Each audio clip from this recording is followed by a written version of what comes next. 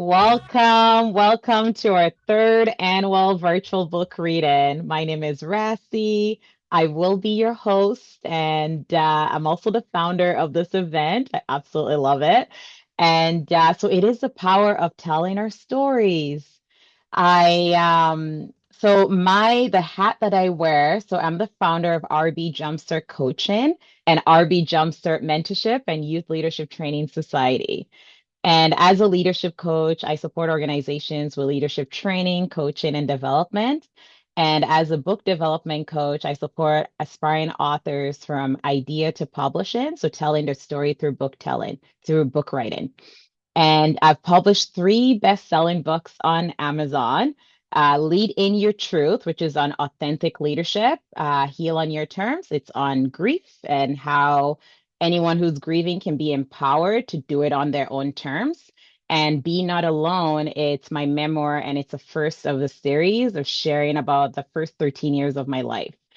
And I also do public speaking on leadership, healing, book writing, and entrepreneurship. I want to take a moment to honor the land from which I'm joining you from. It is the beautiful Sunshine Coast of British Columbia on the traditional, ancestral, and unceded territories of the Sechelt Nation and the Squamish Nation. We offer this land acknowledgement to recognize the Indigenous people who have cared for these lands and to remind ourselves that reconciliation is an ongoing practice. By grounding the third annual virtual book reading event in this awareness, we honor the stories, which is super important, cultures, and contributions of Indigenous communities. And we commit to creating spaces that are inclusive, respectful, and rooted in truth. Thank you to my ancestors for paving the way for the next generation, standing up for what they believed in, and using their voice for the greater good. As a result of their actions, I am here with you today, and I am deeply grateful for that. My author's journey started at 13 years old. I walked into a chapter's location to order a drink from Starbucks. That's a whole other story, like how intimidated the menu was at the time. And I looked at a table, and there's all these books. And what struck out to me, I didn't call it representation at that time, but there wasn't a cover with a woman's face on it or a Black person's face on it. And then instantly at 13, I'm like, oh, wouldn't that be cool to have my face on the cover of a book and, in a chapters? And you know what happened in a split of a second? All my self-limiting beliefs kicked in. It's like, why would anybody want to read your book? Like, what do you have to say? You're a refugee, you lived in Sierra Leone, far, far away from this developed world. And you're trying to figure out your foot in Canada. You're overwhelmed all the time. You're lost, confused. You miss your family and all that stuff. So what is really interesting here, all the reasons why I was like, why would somebody read my book are all the reasons why I wrote, and I will continue to write and tell my story. So fast forward to almost 2 decades later, that's when I published my first book, Leading Your Truth. I connected with 30 plus authors before telling my story. And I haven't stopped since. And the reason why I connected with all these different authors, because I wanted to know what it's like to write and publish a book, what's happening behind the scene. And that's another piece of, an action that I took that activated this event. What would it look like for aspiring authors and book lovers to see what it all entails, right? And also pick up their next read. I am on a mission to support more aspiring authors in telling their stories through book writing. It is a long lasting impact that will reach readers around the world. As you join us in this room, I want to remind you that your story matters. Tell it when you're ready. Every year, this gathering reminds us why storytelling matters. Through our book development, coaching, and community of support, we help aspiring authors step into their voice, trust the power of their lived experience, and shape those experiences into stories that can impact lives. Our mission is rooted in purpose, guiding more people to write, publish, and share the wisdom only they can offer. Today, as we listen to each author, we celebrate not just their books, but the courage it takes to say, my story matters and to gift that story to the world. Why you should tell your story. Either it's book writing or journaling, however you want to do it. Remember that your story holds power, power that will ignite change. And this change rewards your reader and also rewards you. It's a gift that will keep on giving and giving. What to expect? During our time together. We have three keynotes that are happening. I'm so excited. And there will be four book reading. Keynotes might include some reading. I know they're gonna spice it up. I don't know what's gonna come, but I'm super excited for that. We will pause after each keynote and book reading from a speaker and author for a Q&A. So you have an opportunity to ask the question. If we don't get to all the questions, I invite our authors and speakers on stage to respond in the chat, post their reading and speaking. And we'll also have a guest speaker, a special offer at the end. And I will do a reflection exercise with you, very simple before we close. And I invite you to come as you are. You could lay on your bed if you like. You can kick your feet up, right? You can lay back on your couch. Maybe it's on the ground because it feels good on your back. Sip on anything that you want to sip on as you listen in. Video on, video off, audio on, audio off. But as long as you have your audio off when we're speaking and reading. And great things happen when we're honest with ourselves.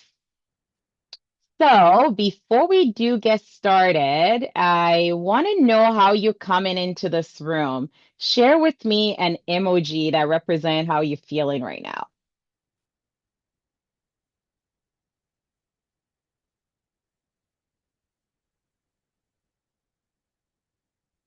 Celebrating, Thomas. I like it.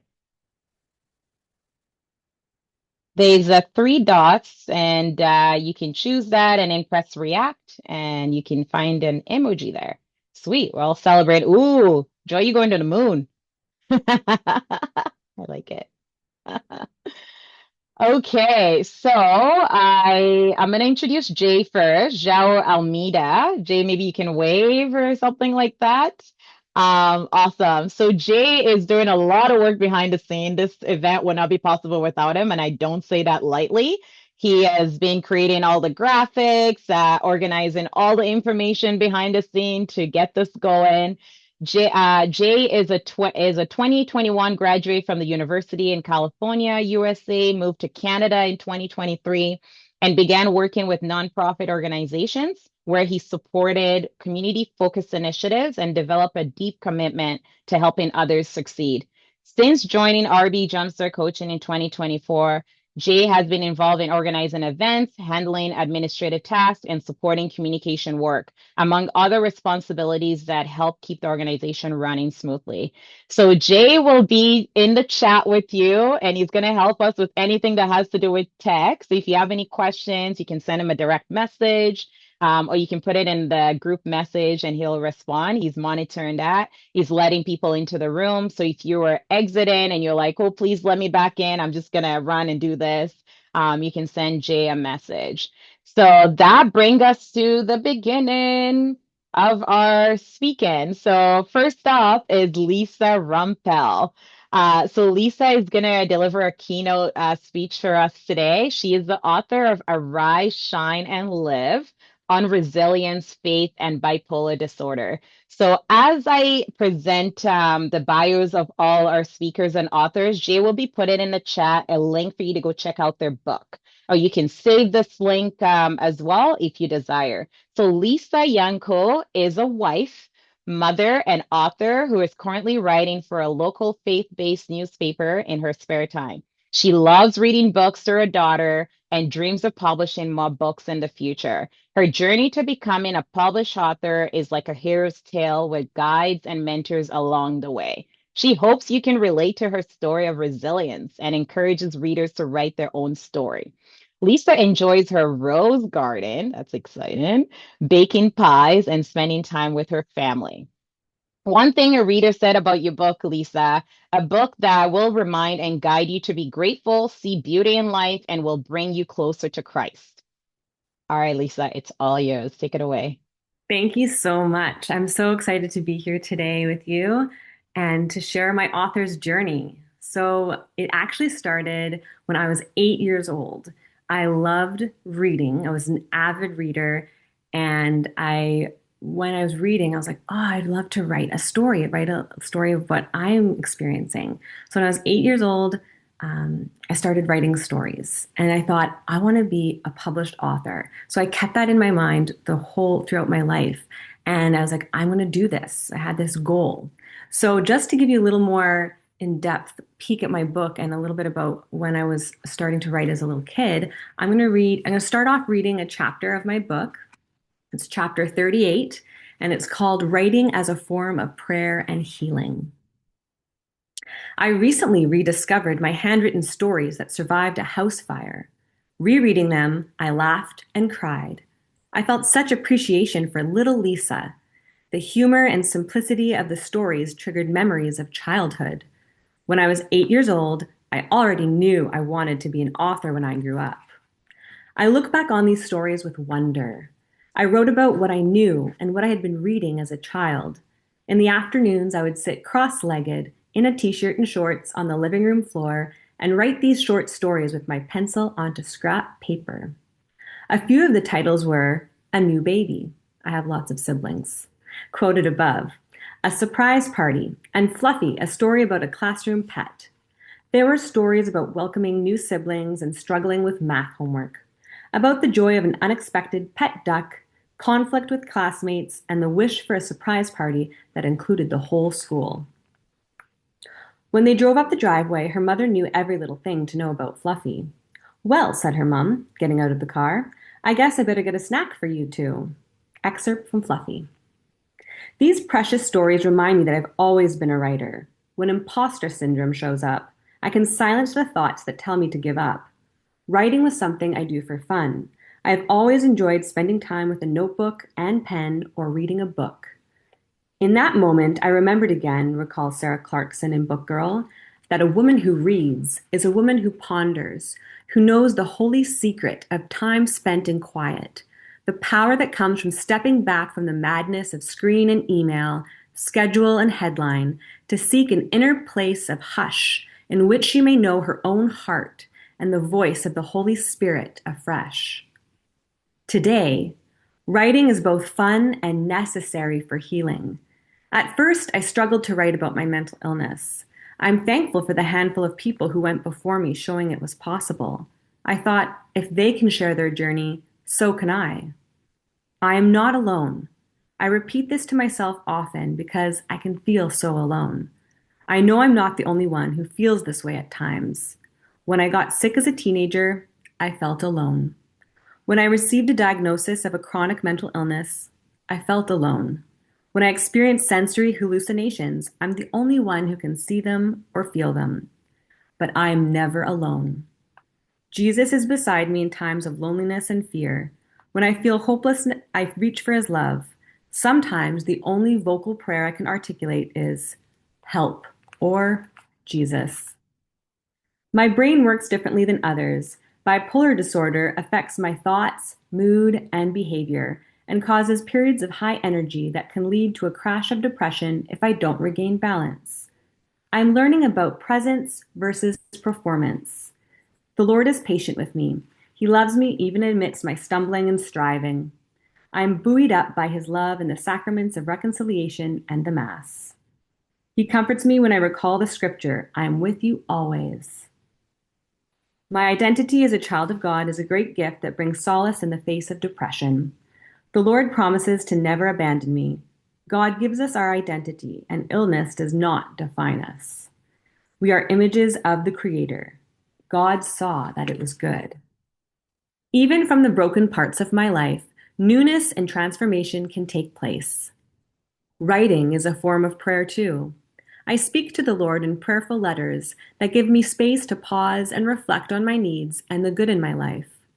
Every word I write about the pain in my past or present lets in light to the suffering parts of my heart. I know that every poem, piece of prose, or fictional story I create is a way to heal from suffering. I embrace the process. The short stories of my youth motivate me to continue to become the author I've always dreamed of being. So I got a job in an office that had a newspaper in their office as well. It was right on the same floor where I worked. And I made some friends with some of the people who worked in the newspaper and some of the friends in my office. And all found out that we really liked writing. So I made a writing group and we started to at dinners and restaurants and chat about our projects. And they said, you know what, Lisa, we want to hear more of your story. Like, we really want to hear more. And I said, oh, really? And I had thought about blogging. And then at first I was like, I'm just going to be anonymous. I don't want anybody to know that it's me. But then I thought, if I'm trying to break stigma, I need to have my name in there and people to know who it is. So I had this idea to pitch a column to the editor of the BC Catholic, and it would be about mental health and faith. So I pitched the idea. He loved it. And I have been writing for them ever since. But because I was writing for the paper and I wrote for a good 4 years and I had lots of articles, I had chapters for my book. And so I was able to put together my book with the articles that I'd written, and I added more backstory. I edited them. I hired an editor. And it just became one thing led to another, led to another. I met a woman at a dance who knew Rasie, who said, oh, you're writing a book? You need to meet Rasie. She's a great coach. And because of Rasie, I was able to get a cover designer, get published on Amazon. She walked me through the process. She helped me to do advertising for my book. And so it's with all of these people throughout my journey that I have been able to publish my book. I couldn't do it on my own. And it has been just such a joy to realize my dream, well, first of all, of writing a book, and then to meet great, incredible people who had these skills to really help me on my way. And it has been, it's been great because I can still write for the paper, and I actually have more book ideas in mind for the future. And I know that it's possible to publish because don't get me wrong, it can seem like a big project, and it is. It can seem so big and hard to do, but when you have guides, when you have a community, when you have that passion for writing and you continue to write and edit, like I was writing an hour and editing an hour a night after I'd come home from work. And I would sometimes, before I was married, I was living with a roommate and we'd have writing sessions together and do it together. So I want to encourage any aspiring writer to find your people, to find that community that will encourage you in your writing story, because the stories that we tell are very powerful. And everyone, like Rasie said, everyone has a story. And in the world, it's not like it's limited space for us. There's so much space for our story. We all have a different experience in life that would help somebody who's experiencing the same thing. That if someone picked up your book, they'd be like, oh my gosh, me too. Oh my gosh, this experience this makes me feel like I matter and that I'm not alone. And that is why I chose to write and continue to write, because you are not alone and you matter and your stories matter. And one quick little thing is that I have a pen pal in Ireland named Tressa, and she found my column on the internet. And she wrote to the BC Catholic and said, I'd love to get in touch with Lisa, the author of this article. And so we exchanged emails. Then we have been chatting online for I think 4 years. And I call her on the phone now too. We talk on the phone. She sends birthday gifts and things. And it's like, this friendship would never have happened if I hadn't been brave enough to share my story. And so I just want to give thanks to Rasie for helping me in my journey and to let people know that it is possible. Continue the work because it is work sometimes, but it's so worthwhile. It is so worthwhile. Yeah. Thank you, Lisa. There's so much to take away. There's so much to take away. I'm going to open it up for any questions. Anyone have a question? You can put it in the chat. Oh, Joy, there, go ahead. Yeah. Thank And you. Thomas. Lisa, I know I've heard you read before, but Yes. it just feels so refreshing. Well, thank you so much. I love, I'm listening to you and I'm in awe. I love how you put your words together.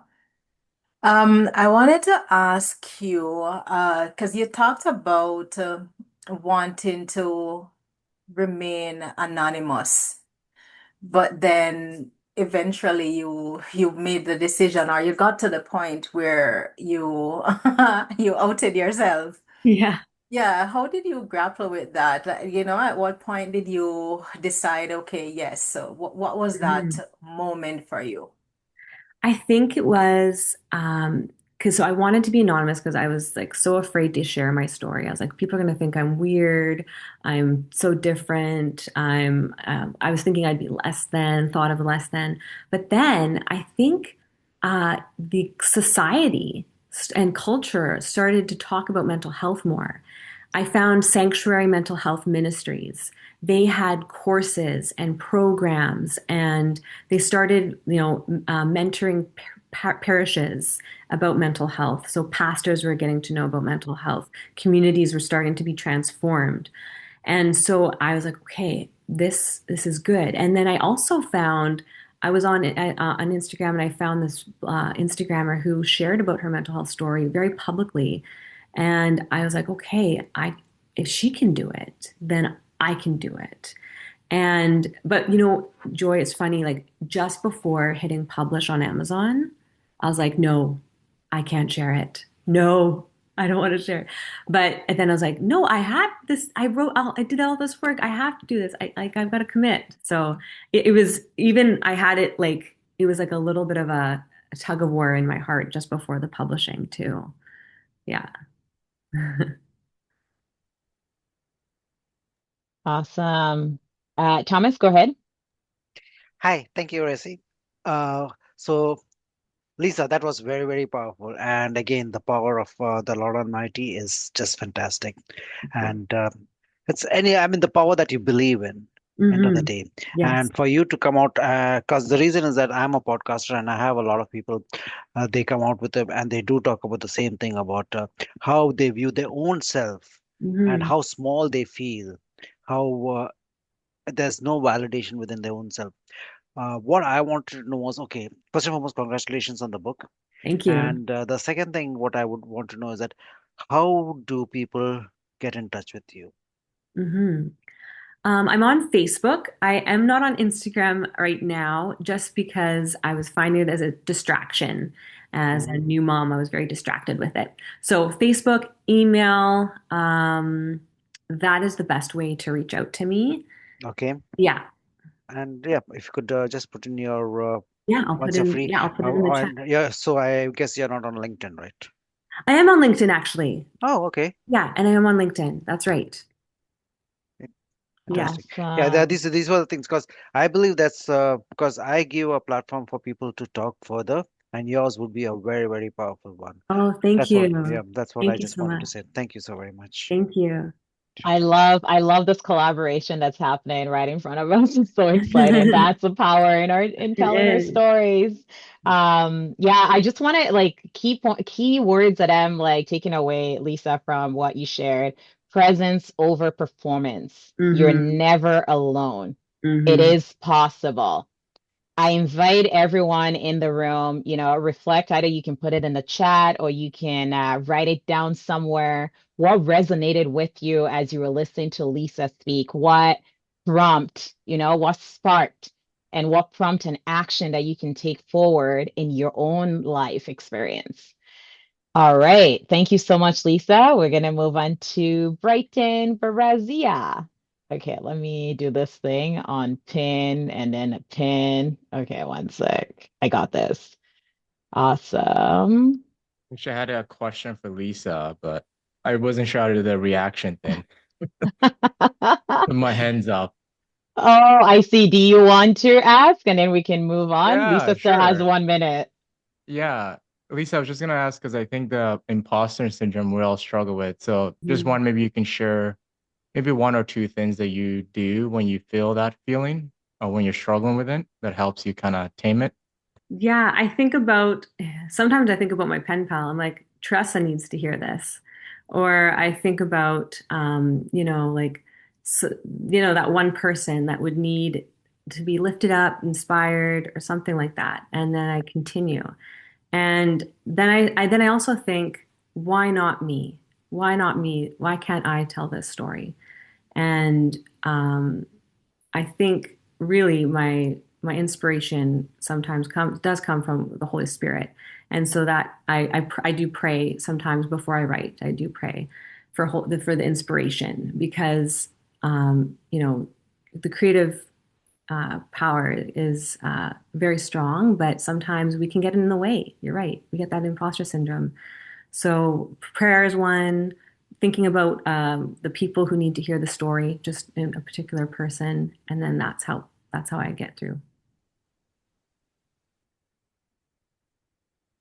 Thank you. Thank you both so much. All right. So Brighton Gbarazia is the author of Master Your Mortgage, What the Bank Won't Tell You About Buying the Right Home. Brighton is a money coach, mortgage broker. If you have not met a money coach before, he is the one. And the author of Master Your Mortgage, What the Bank Won't Tell You About Buying the Right Home. He's also the founder of Wealth Marathon and has over a decade of experience in real estate and finance. Brighton has worked for some of Canada's largest banks, including Scotiabank and CIBC. So you can tell you things underneath that you don't know. So what one of Brighton's readers said is a great book for beginners and for those who are starting their home buying journey. It's a very engaging, informative, and well thought out book since it has both personal and professional experiences. Upon reading, it gave me a new perspective on home buying. All right, Brighton, take it away. It's all yours. Awesome. Thanks, Rasie, for that. Yeah, hopefully everyone can hear me okay here. So, yeah, my book is Master Your Mortgage. I was trying to figure out what chapter I should read because unlike I'm guessing some of the authors here, you guys have very personal stories. So I'll give you a little context before I read the chapter on my book. So I was working at the bank and I had friends who would constantly ask me questions about finance, which I love talking about money, but I don't love talking about money in the sense of wanting to become wealthy. I love talking about money because my parents were immigrated here as refugees. And I saw the impact of when you don't have the knowledge about money, how that actually impacts your life.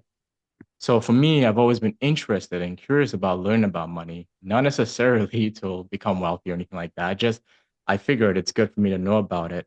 So when I was at the bank and I'm thinking about all this stuff, we're asking about, housing and all this. I just got tired, honestly, of my friends asking me these questions. So I'm like, let me just put it out there and let me just read. And for me, the writing process was very quick because again, it's information that I knew.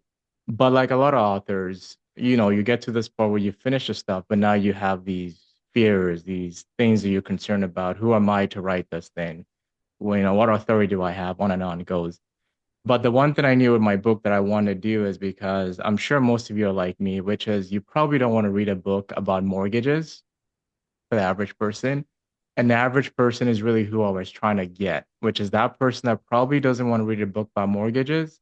And I had to find a way to do that. So how I did it is I try to give a personal story to connect it and then try to get you engaged enough that you would want to read and making housing really tied to your life. So the section I'm going to pick to read off is I'm going to start off with the introduction portion. And just to give you a flair how I did the book here, So this is chapter one. And what I'll do then is I'll read another small chapter and kind of give you a little bit of taste in terms of how the mortgage story, how I present that. So chapter one is called Unintentional Journey. My family and I immigrated to Canada in the late 90s. Our journeys to Canada wasn't one of seeking to come to Canada intentionally, but rather events outside my parents' control put us on a path that would eventually lead us to Canada. Before we arrived, my family spent 3 years in a refugee camp in the Republic of Benin, a country located in West Africa. I was extremely young during this time, but not so young that I did not recall my time in the camp. From what I recall, the refugee camp was not what most of you might be thinking, at least not early on. My family shared a room with another family from the same town as my parents. As a kid, I recall my life being mostly normal. I had friends to hang out with, my family was with me, and we went to church on Sunday. Nevertheless, I knew my parents were worried about something when we left Nigeria. As a kid, though, I didn't understand the significance of their worry other than what my parents told me, which was that we were moving. But as the years went on in the camp, more people who were from my parents' town kept coming. From a kid's perspective, I just saw more friends coming to the neighborhood. My simple worry was having to leave my friends. I didn't understand that we were fleeing our country for safety.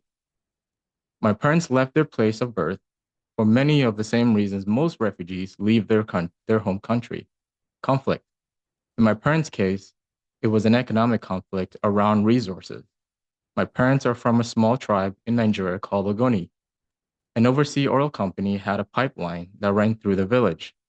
At the time, the local residents complained that the pipeline had some issues and was contaminating the water supply. The residents protested to raise their concern, but given the economic benefits of oil, the government at the time didn't want to listen to the local concerns. A conflict that could have been resolved through dialogue ended up becoming a conflict where thousands would die unnecessarily. So I'm going to stop there, but the idea there is most of the times when you read economic books or any kind of finance books, you go right to the punch. And I think most of us, what we don't understand when it comes to money, and what I've myself personally, is that most of us are pretty good at understanding money. By that, I mean like most of us know 1 plus 1 should be 2. Where money gets challenging for all of us, including whatever we're going through life, is we're human beings. And by human beings, we're emotional. A lot of things we struggle with tend to be emotional. And money is probably the thing that triggers the most emotion out of us. So by starting off the book, by trying to draw the reader in, letting you know, like, I am a human just like you, have experiences just like you, and to let you know that you too, hopefully, when you read this book, can eventually learn a little bit when it comes to money. So I'm going to read the chapter now to give you an idea of what it's like when I get deep in the book, when I start talking about money. And I try not to speak about money, at least not in what I would call like typical money terms. I try to connect it with people. So chapter 16, which is something that's really important to me, but it says the title is called Your Home is Not an Investment. Now I'll read this one because it's pretty quick here. If a homeowner wants to be successful with their real estate purchase, then they first must accept the reality that they are not investors, but rather an individual seeking shelter in the form of homeownership. As such, they must not heed the often talked about slogan regarding their home being an asset. Rather, they must instead think of their home purchase as a lifestyle purchase. The associated mortgage attached to the homeowner's home will determine the type of lifestyle the applicant and their family will have. When you look at a home, disregard its beauty and all the emotional traps set by other human beings who are looking to sell you a false front they call asset. I want you to ask yourself this simple question. What type of lifestyle will this mortgage require to buy this home, afford me and those I love? Is that a lifestyle I am prepared to live for the next 25 years?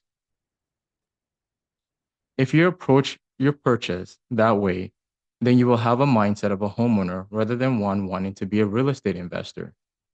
The homeowner's mindset is one of smartly focused on providing a particular lifestyle desired for themselves and those they love. The home is simply a shelter to create a lasting memories, not about real estate investing. that outcome will be far more valuable to them than making a good return. Let's assume you found the perfect house. You like the house. It's in a great neighborhood. Your realtor advises you that it's a great buy and it will go up in value over time. Stop. Disregard that last comment by your realtor. The realtor is creating an investor mindset, but you are not seeking to be a real estate investor. The realtor has no clue they are doing that, I hope. You are not an investor, but rather a homeowner seeking reasonable shelter for you and your family. Now, let's assume the mortgage payment are within your affordable budget. Should you purchase a home? The common practice is that if you can afford it, you should buy it. But rather than but remember that the bank, as I've already shown you, only looks at one small piece of your true expense. They do not account for your entire lifestyle at the time of application or in the future. That's why you should ask yourself, what kind of lifestyle will this mortgage afford me? And am I prepared to live that lifestyle for the next 25 years? Framing it that way forces you to really ask yourself if you are willing to do the things you want, even with this mortgage. Will you be able to travel? Will you be able to spend time with those you love? Will you be able to start a family or continue to raise your family? Will you even be able to afford the mortgage payment if your job situation changes? Do you even like your job? Will you be able to continue to invest in yourself today and in the future? Does this home provide the space you need today and potentially additional space in the future if things change? Will this mortgage allow you to save for retirement? Will you be able to save for your kids' education with this mortgage? Will this mortgage allow you and your spouse to pay for daycare if you decide to have kids? Will this mortgage allow you to pursue other career opportunities? Those are just some questions you should be thinking about. If it seems like a lot, that's the point. When you think of the life you want, you won't fall for the idea that you need to buy a house at any cost because it becomes clear to you you cannot eat your home for food. Take a deep breath because you and your family truly need to ask yourself, what type of lifestyle do you want? And does this mortgage enable you to do that today? Or will it prevent you from doing that simply so you can say you own a home? And that's the two readings I'll do. But yeah, that's a little bit in terms of the book. So when I wrote the book, like I said, I really didn't want this to be a finance book because I certainly would want to read a whole book on mortgages. So it's written into three parts. There's a little bit of story, personal story at the beginning to grab you in, I hope. And then there's the mortgage part, which I call the boring part, but I still do it through stories to keep you engaged. So you learn something. And then there's the end where we talk a little about finances, giving you some things that I've learned over the years when it comes to money. So mortgages are boring, but the reality is, like I said, home is a shelter. It's where we create memories. And I really want to communicate that by hopefully when you read this book, reduce the emotional pull that everything around housing has and really keep it focused on what it should be, which is a place to create memories and shelter. So yeah, that's a little bit about the book. That's awesome. I personally love the questions that you ask. They're very, it's like coaching questions, right? It's like, have you considered all this? And it gives that reader an opportunity to ponder. So thank you for that, Brighton. I'll pass it to Thomas and then Mishkat. We have about 4 minutes left. So you got 2 minutes each, no big deal. Thank you. Quickly, first and foremost, Brighton, that was amazing. And I do say is that from our deepest of wound comes shines the brightest of light, taken from Rumi. And you saw what the pain was when your parents moved from your previous country to another place, and you have used that to help people. What I liked it was it's not coming as a question, but more as the way you have written it. There's a lot of depth in it, and it's very unlike a mortgage person or a finance person talking in this way, as Rasi mentioned. Is that it's wonderful. So I just want to applaud you on that, and thank you for your space and your time. That's all. Thank you, Thomas. Thank you for that. Go ahead, Mishkat. Oh, your mic is off. There you Thank go. you. Welcome. Your story is inspiring, and the way you humanize money and the discussion around money makes it accessible. Through the writing process, was there a moment where you struggled with a particular concept? If so, how did you kind of broke it or break it down for the reader to continue this wonderful journey and reflection around money and mortgages? Last but not least, I hope you would consider either teaching or blogging, because honestly, and I've been to so many schools in my life, no one talks about money, mortgages, and economics that way, and we need more of that. Thank you. Thank you so much for that. That was very kind of you. Um, so subject wise, I didn't struggle with any of the concepts, but like you said, I knew my friends and I knew money is one of those things once someone talks about money, our brain sort of goes the other way. So what I did was I was mindful to put stories to try to connect it. And you're right, that's exactly what I wanted to humanize it. Because personally, I'm a nerd when it comes to this stuff, so I can read a boring, economic book, but I know the average person, even I get, but I'm like, I need something to tie on to. So that's sort of how I did it, was really try to find that story. And like Thomas, it really was my parents. My parents was always in the forefront of saying, man, I wish they had this information. I wish they had this information. So that's how I kind of worked through it. I struggled more in how to distill the content in not a non-economic way. And there were some ways I could do it, but there's some concepts I just could not get around. It's economic. It's very boring. You have to get through it. So that's why I split the book, I said, into three parts. There's their personal stories of me and my family. There's a middle, which I'm hoping at that point, like, okay, let's tackle it.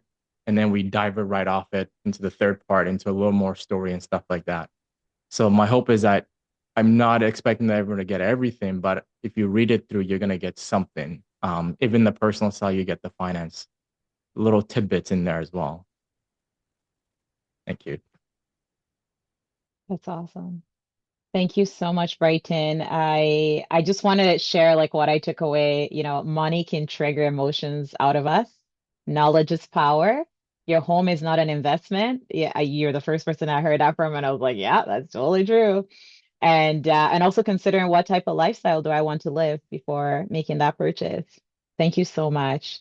We have like 30 seconds. Anybody else have any quick question that Brighton can keep punchy? Okay, we'll go into the next. Thank you all so much. And keep sharing with us what's landing for you in the chat. And if you're just joining us, welcome. All right, so Thomas Scaria is the author of Resilience Plus Rise, 26.2, Transformative, 26.2, sorry? Oh, transformative life. oh yeah, I'm pausing on purpose. 26.2 transformative milestones to unleash your marathon of life mindset. Thomas Scaria is the architect of Resilience Plus Rise, a framework detailed in his best-selling book of the same name. A certified professional coach and senior management consultant, Thomas knows the high performance journey. He has transformed 25 plus years of corporate leadership and 85 plus ultra endurance races into a powerful system for growth. I don't think I've ever met anybody who's done that many races. It's incredible. He shows high achievers how to move past the plateau, turn setbacks into fuel for massive growth, and achieve sustainable success without exhaustion. Thomas helps leaders master their mindset and thrive fully. This is what a reader had to say about your book. An essential read for any leader who understands that resilience is not an inherited trait, which I totally agree with, but a trained skill. The book's core principles, from goal setting to self regulation, are the very foundation of high performance and ethical leadership. It's boardroom wisdom forged on the ultra marathon trail. All right, Thomas, all yours. Welcome. Thank you. Thank you. Thank you so very much. So, first and foremost, I'm not a runner. No, sorry. Let me take it back. I have a runner, but I was not in that space because my life started with a lot of bad habits. And in the latter years, I was on 2 packs a day smoking. Till one day, I realized, okay, let me get into running. and I was a recreational runner. Now, here I want to stop and say a story.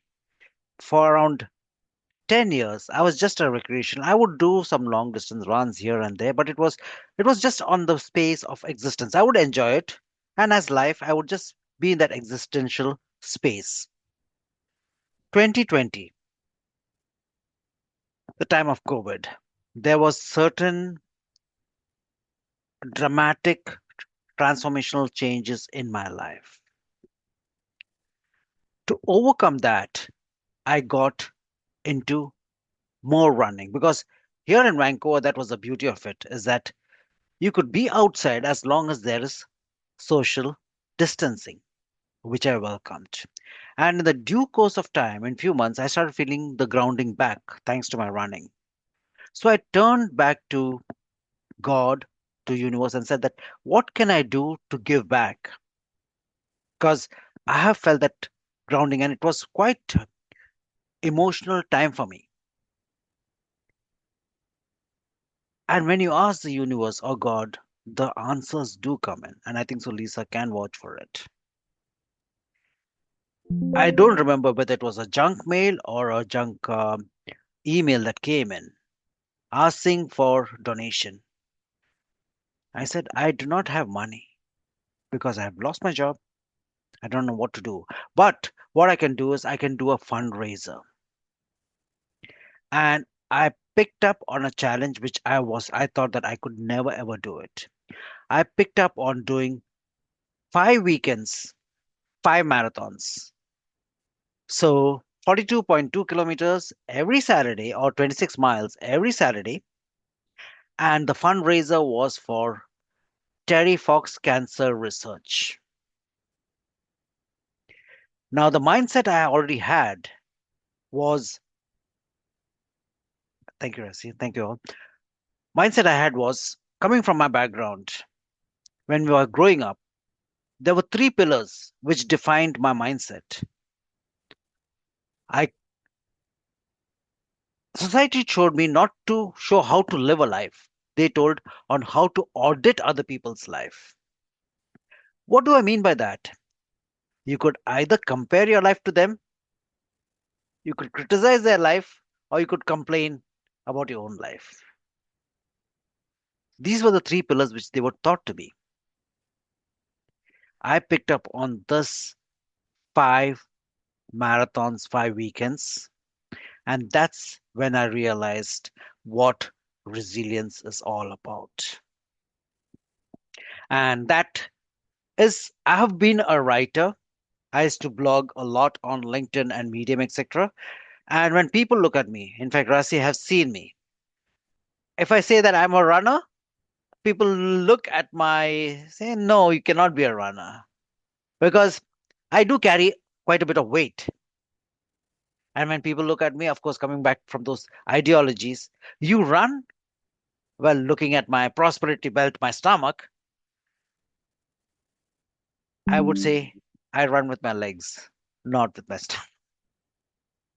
So here I picked up on this 5 weekends, 5 marathons. And what I want to read is this book is based on different milestones in life itself.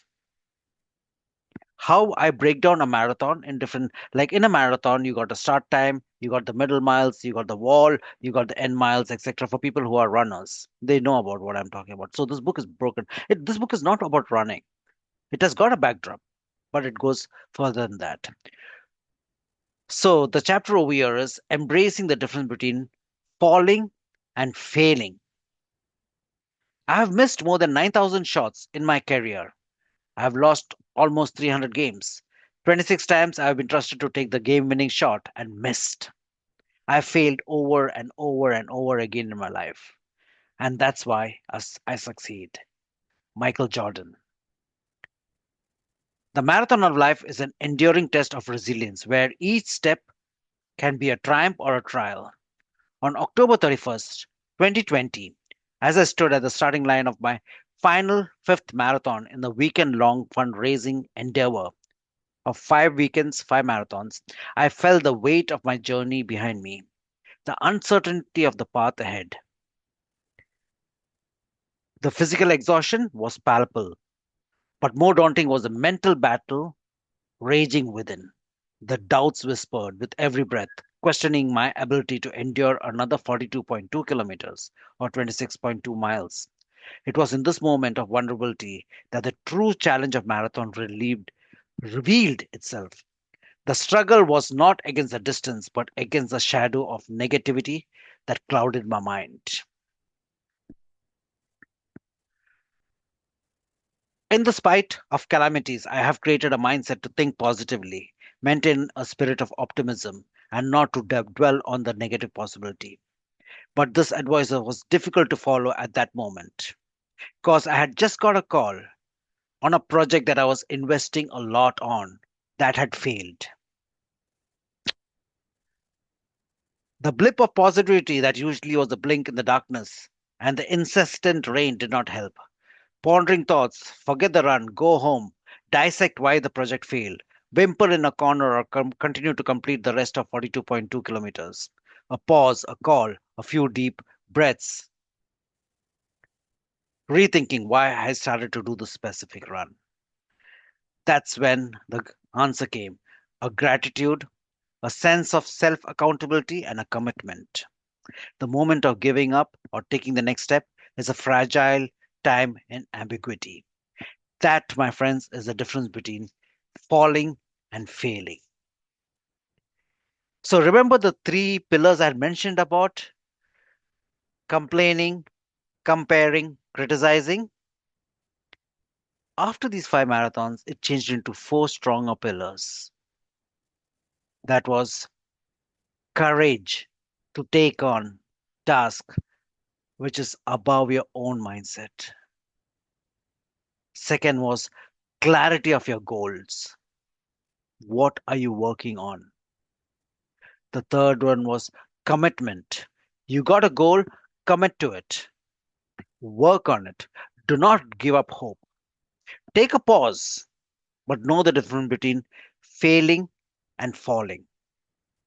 And the last thing is collaboration. When you collaborate on something that is greater than yourself, God, universe, or whoever it is, they will have your back. Thank you so very much, Resi, for your space and time. That's where I am. Whew. Questions? Oh, so powerful. So good. 5 marathons in 5 weekends. Like, what Jabalani said in the chat, you're a legend. 100%, 1000%. I love the fact that someone asks for something and you're like, I don't have what you're asking for, but this is what I can do about it to get to what you want. That's definitely something that I'm taking away.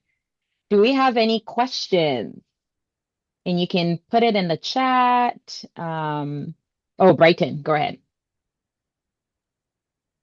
Hi, Thomas. Thanks for sharing that. Yeah, I'm a runner. That was the first time I was like 5 marathon in 5 weeks. Like I did my first full marathon, the Bima one. And Congratulations. so props to you for doing that. That's insane. No, I just want to say I think I love the whole marathon analogy because I use that through myself personally because life is like a marathon. So we were saying the runner, anyone that's running, there's like your beginning, your middle, that wall, and then you got to push through it. So I think it's great how you did it and using that.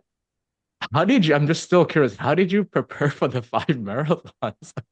That's a lot and recovery. Like, So as I mentioned, is that every week, if I'm going into the technical aspects of it, every week I would get ready for a run on Saturday. But on by Tuesday and Wednesday, one of the things there was, as they say, rest and recuperation. I would really do a lot of stretching, a lot of yoga, and one or two light runs. Nothing to prove anything, just a light run to keep my muscles moving.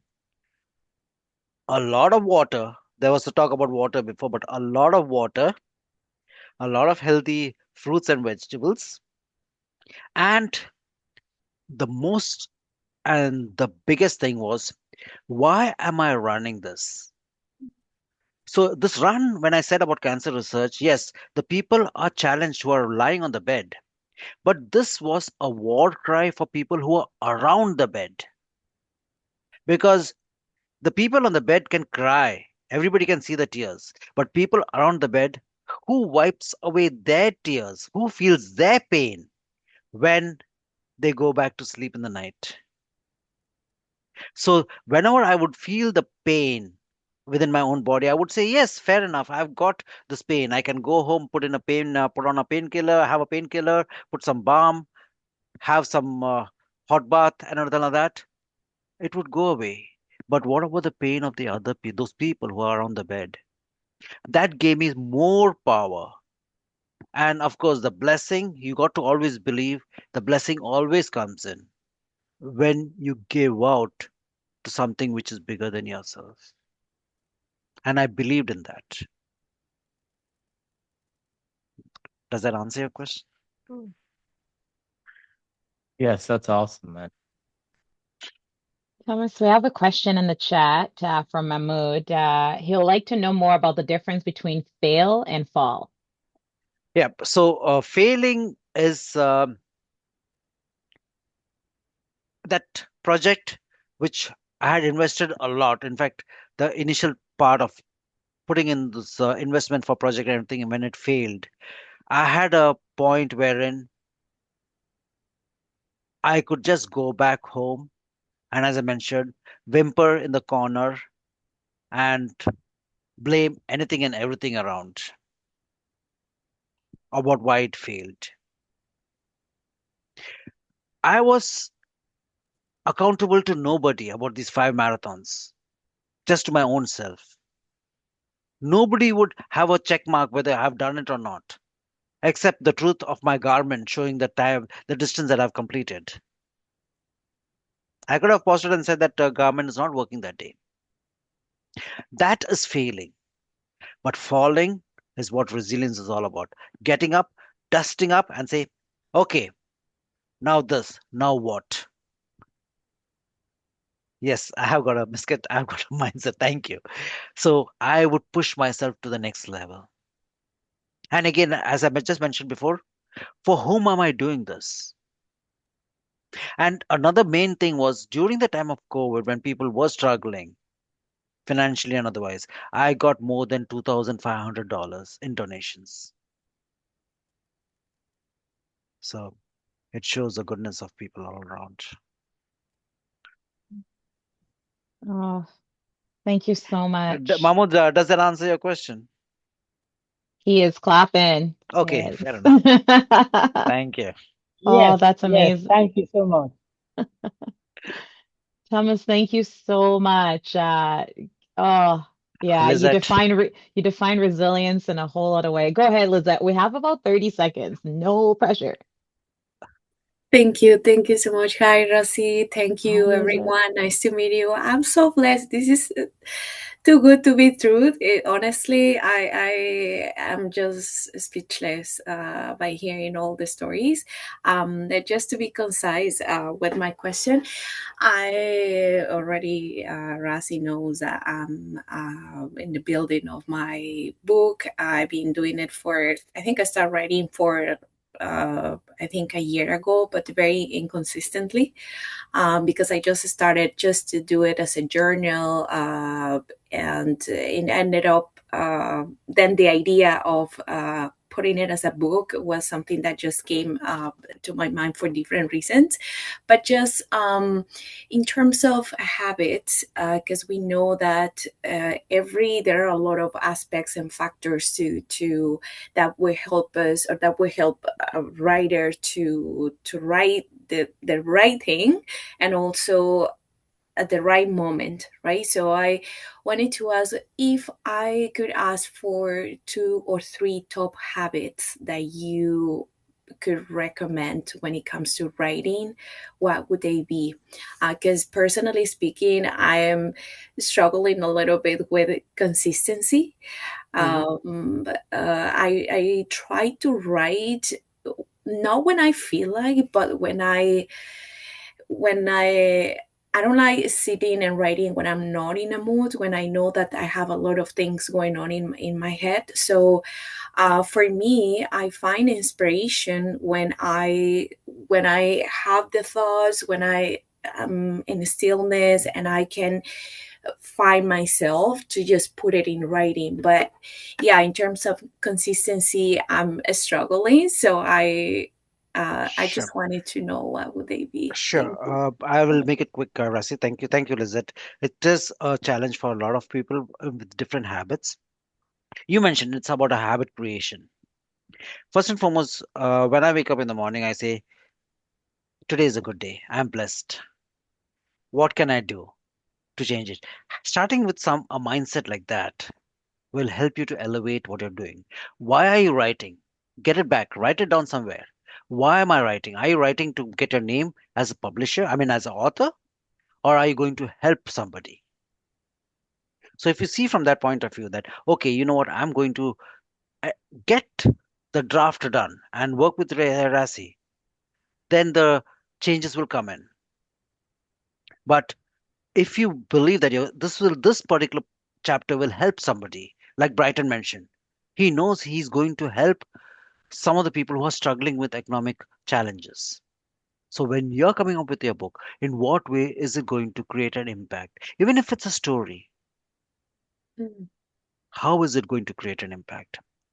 Create a time, maybe just half an hour, mhm, that you will write something, mhm. or even write what's going on in your mind, why you're not writing, Okay. and That's that will powerful. start opening up. Okay. But always keep why you want to be an author, and think of the blessings, because every person over here will read who has been writing, they'll say that it's a gift that has been prompted to them. If writing was easy, Rasi, correct me if I'm wrong, if writing was easy, everybody would be a writer, 1000%. Definitely. right? But here So we are helping them yeah, get started. so we have got to, that gift has been given by God, by universe, to us, because the moment we have a dream, that makes a difference. So if you're blessed with a dream, Lisette, show the power of your dream. Awesome. Thank you so I'm much. so Thank you. We're going Appreciate to it. move on to the next. Awesome, Lizette. And thank you so much, Thomas. Brighton, you can write that question somewhere. We can come back to it at the end. I'm going to move on to the next person. Thomas, thank you so much. All right. So we have Joy Walcott-Francis. So Joy is actually joining us for the third time. She has blessed us 3 times with this specific event. I am really excited to introduce Joy. She's the author of Cocktails, Cappuccino, and Courage because it takes a lot. So, a first generation immigrant to Canada and a first generation university graduate, Joy acknowledged that as a descendant of people who were stolen from their lands, she's presently an uninvited guest resided on the unceded, ancestral, and traditional homelands of the Coast Salish people. Dr. Joy Walcott-Francis holds a PhD in gender, sexuality, and women's studies from Simon Fraser University. Professionally, she works in the equity, diversity, and inclusion space where she specializes in leading and advancing systemic change to create equitable systems that foster inclusion and belonging. A blogger and a self-published author of the book Cocktails, Cappuccino, and Courage, because it takes a lot. I love saying the name of your book. Joy understands that representation matters, that Black voices should be heard, and that Black bodies can and shall take up spaces of power and influence. It is a tenet that drives her passion for the work that she does professionally, personally, and in the community. This is what a reader had to say about your book. This book captures all the shades of her life so sufficiently that every page pulls you to read more. I finished in one sitting. Even the darkest shades are written so beautifully that you feel uplifted, not low after reading. I highly recommend the book to all as we all have our own shades in life, and this book will give a new appreciation for the dynamic life we all live and will encourage us all to see our brighter shades. As Joy says, living life with gratitude is the key to contentment. Take it away, Joy. Thank you so much, Rosie. I am going to share my screen if you, yeah, I will Mhm. share my screen. screen just now. Where am I? Come on. Okay. All right. Thank you so much, everyone. Good day.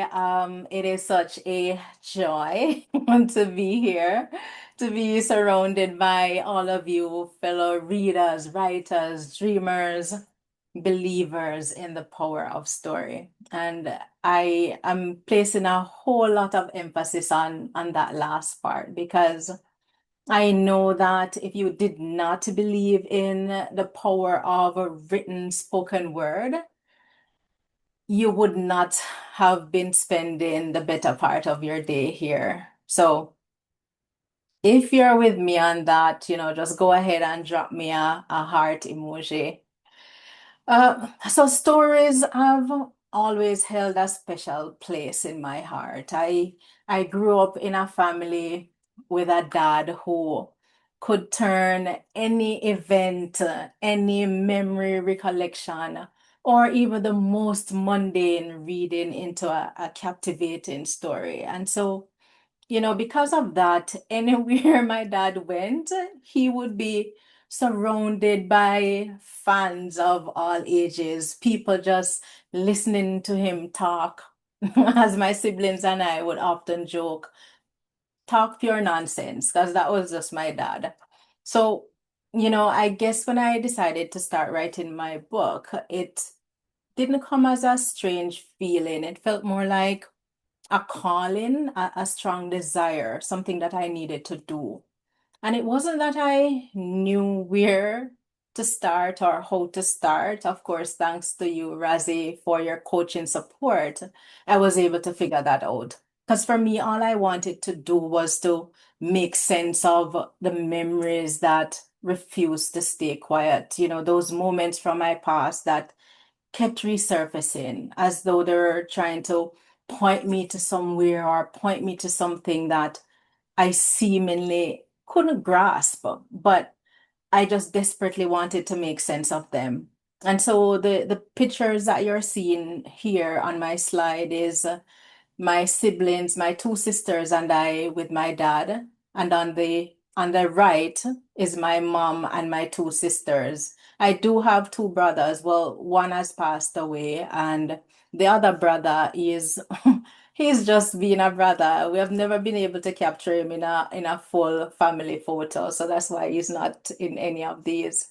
So the truth really for me, when I wrote this book, it wasn't that I had it all figured out. That was furthest from the truth. In retrospect, though, I wrote it during a season of change, at a time when I was learning, because it was just right in the midst, right in COVID, my father passed away. I was learning that self-awareness, self-acknowledgement, self-fulfillment didn't just only mean, reveling in the fun memories, but also sitting with those painful ones. So throughout writing the book, every chapter came with questions such as, why am I sharing this? And to whose benefit? And sometimes the answers were clear. At other times, they were vague, ambiguous, sometimes selfish, because it was something that I needed to get off my chest. I needed to heal. But then there are also other questions. Who am I now? Who was I then? What have I learned? Have I even learned anything from these experiences? And who do I want to become next? And for all those questions, I truly had to be honest with myself. Was I ready to share certain parts of my life with the world, with people that I do not know, people who may judge me? And so, what eventually made it into my book was dependent on my honest response. I also had to find the strength to believe in myself that whatever my journey was, whatever my story was worth telling. And so again, throughout that process, there was a whole lot of introspection. But what I learned as well was that the beauty about writing your own story is that it's not just a record of what happened, but more so a mirror that keeps reflecting new meanings every time you look into it. It's what gives us that aha moment sometimes and helps give us perspective. So writing the book taught me that I was stronger than what I gave myself credit for. Sometimes it's the quiet decision to keep showing up. And I hear that coming out in some of what we've been talking about already, to keep putting words on paper, even when I didn't know what exactly comes next or what emotions they might bring up. There was a time when for days running into weeks, I was in a slump. I couldn't get the words out. I knew I wanted to write. I had made a commitment to write. I knew I needed to finish, but I wasn't motivated. Until one day, I said to myself, rather than listening to music on my morning walks, I would instead record my thoughts for the book. And that, Lizette, worked like a charm. But one morning while I was recording one of the chapters, I found myself so overcome with grief. The tears were just rolling down my face. My eyes were blurry. I could barely see where I was going. And walkers, fellow walkers were going by saying, chirpy, good morning, good morning. And I was barely mumbling a greeting back at them, barely trying not to meet their gaze.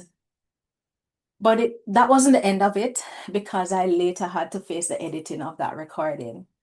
And up until that time, I had no idea of the extent of the emotional impact that experience that I was recording had on me. So it proved to me as well that our past does not define us, but it designs us. Every experience, every loss, every joy leaves footprints on who we are. So again, who do I want to become next? And most of all, it reminded me that vulnerability is not weakness, but more so a bridge that connects our stories together. It connects us as human beings, because no matter how different our stories look, we all know what it means to struggle, to hope, and to begin again. Now, I'm going to read a short passage from my book. But before I start, I just want you to imagine it's sometime in June. I'm at the end of my second year of Teachers College. Classes are about to wrap up for the summer. My friends and I have already made exciting plans, but then I receive a letter from the school's principal requesting a meeting with my mom and I. My mom was asked to come in with me to see the principal. This was the first time any school had asked that my parents come in to see them. Did the college not realize I was a grown woman responsible for my own choices, who made my own decisions? Why bring my parents into this? So annoying. My mom already had a fairly good idea of my goings-on at the college. The many weekend nights spent clubbing, weekends away in the country with friends, and of course, failing math. We shared an open relationship. She knew and understood my frustrations, as well as my need to be away from home as much as possible. Oh, how I despised my math teacher. An ornery old man who sucked the joy out of a room just by his mere entry. So what are our options? My mom was asking. Well, she would need to at least resit the math exam this coming summer, pass it before being allowed to move on.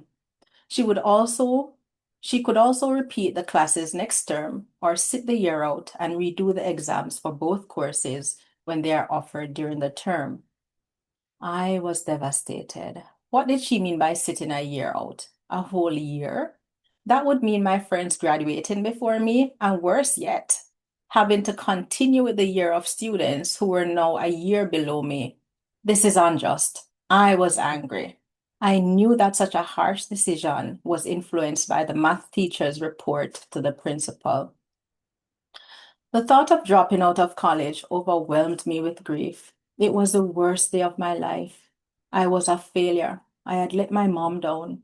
and I was disappointed in myself. What would I do now? I had sought to earn a teaching diploma as a way out and as a stepping stone to higher things, but here I was, incapable of even doing that. Now, that moment that you just heard was a turning point for me, but not at the moment that it happened, because of course I was too distraught for that. Rather, it happened when I was writing. I realized that that moment exactly what I had said earlier about our past not defining us.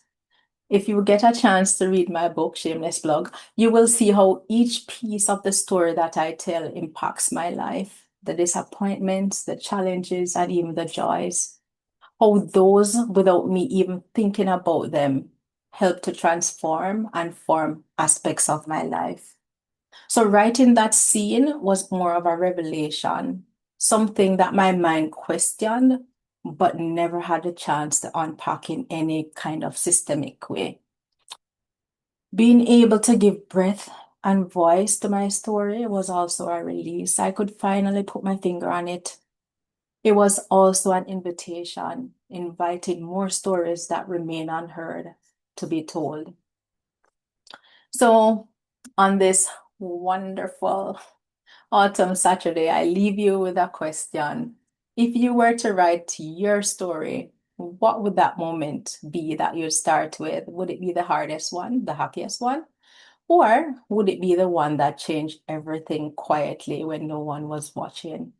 And I know we have already heard some beautiful and impassioned stories.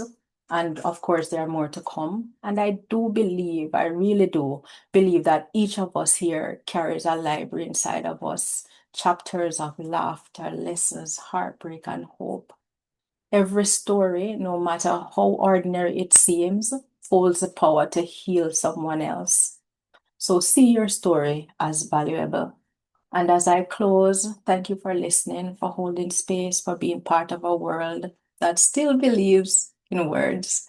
Writing this book didn't just help me remember where I've been, it helped me rediscover who I am. And I hope as you read it or as you write your own, you're reminded that we're all becoming.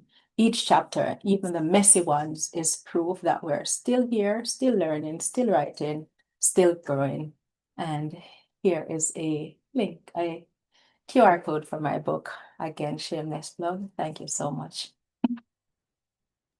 Thank you so much, Joy. That was beautiful. I really love the reflective questions. I think that's going to be really helpful for our aspiring authors in the room. And the emphasis on being honest with ourselves as we respond to those questions. And whatever my story was, it is worth telling. I love that quote. All right, Thomas, go ahead. Thank you. Joy, that was really joyful, if not anything else. Yes, and that you must have heard a lot about that. But your title, it is so beautifully captivating. It is. I applaud you on saying that everybody's got a story. But a lot of times people may feel shy, or I'm not using another word, but of putting their story out because they feel little. What suggestion would you give to them? I think, I mean, thanks for the question and thanks for you sharing your thoughts on what you heard and thing, Thomas. I appreciate it. I think persons who are desirous, who feel they have the calling to tell their story, it's as my book is titled Cappuccino, Cocktails, and Courage. It takes a lot of courage, but sometimes that courage comes from who you surround yourselves with. It takes because when I decided to write, as I have said, I wanted to. I felt that I had something to say, but it was my inner circle who encouraged me. And it wasn't until I voiced that thought that I got the encouragement. So my thing is, again, surround yourself with people who care about you, who have your best interest at heart. And when you have that circle, don't be afraid to share your passions. And in that way, it helps us to move forward. I find that to be quite useful, as Mhm. my friends and I often say, find your tribe when you have that group with you. And yeah, it just takes being open and sharing your thoughts and you'll get support. You'll get encouragement. Thank you. Thank Thank you. you. Any other questions? I'm just looking in the chat if we have anything here.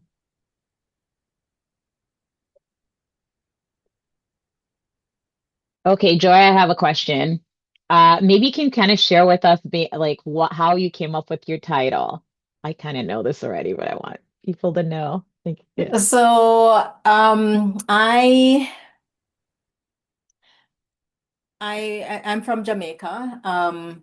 I I am big on studying. So as you heard from what I read, I am always thinking about what are the academic routes to being able to provide for myself, for upliftment, for better. And so there was a time I'd finished my undergraduate degree at the University of the West Indies in Jamaica, and I decided that I was going away to study in England. And I went there with a friend of mine. And at that time, there were so many ways we had to try to survive in that place as poor students. And one of those things came with, yes, surviving, but also having to make sure that we're meeting, academic requirements. And so there were many nights and mornings that when we were up studying, and somehow I found a cappuccino. At the time, we went to the supermarket and found cappuccino in little packets. And that was the thing I survived on, cappuccino and coffee. But so that when I thought about some of my, struggles, so that the cappuccino there, but cocktails, because I do love a good cocktail. So, and as you heard me read, I love partying. I'm not going to deny that.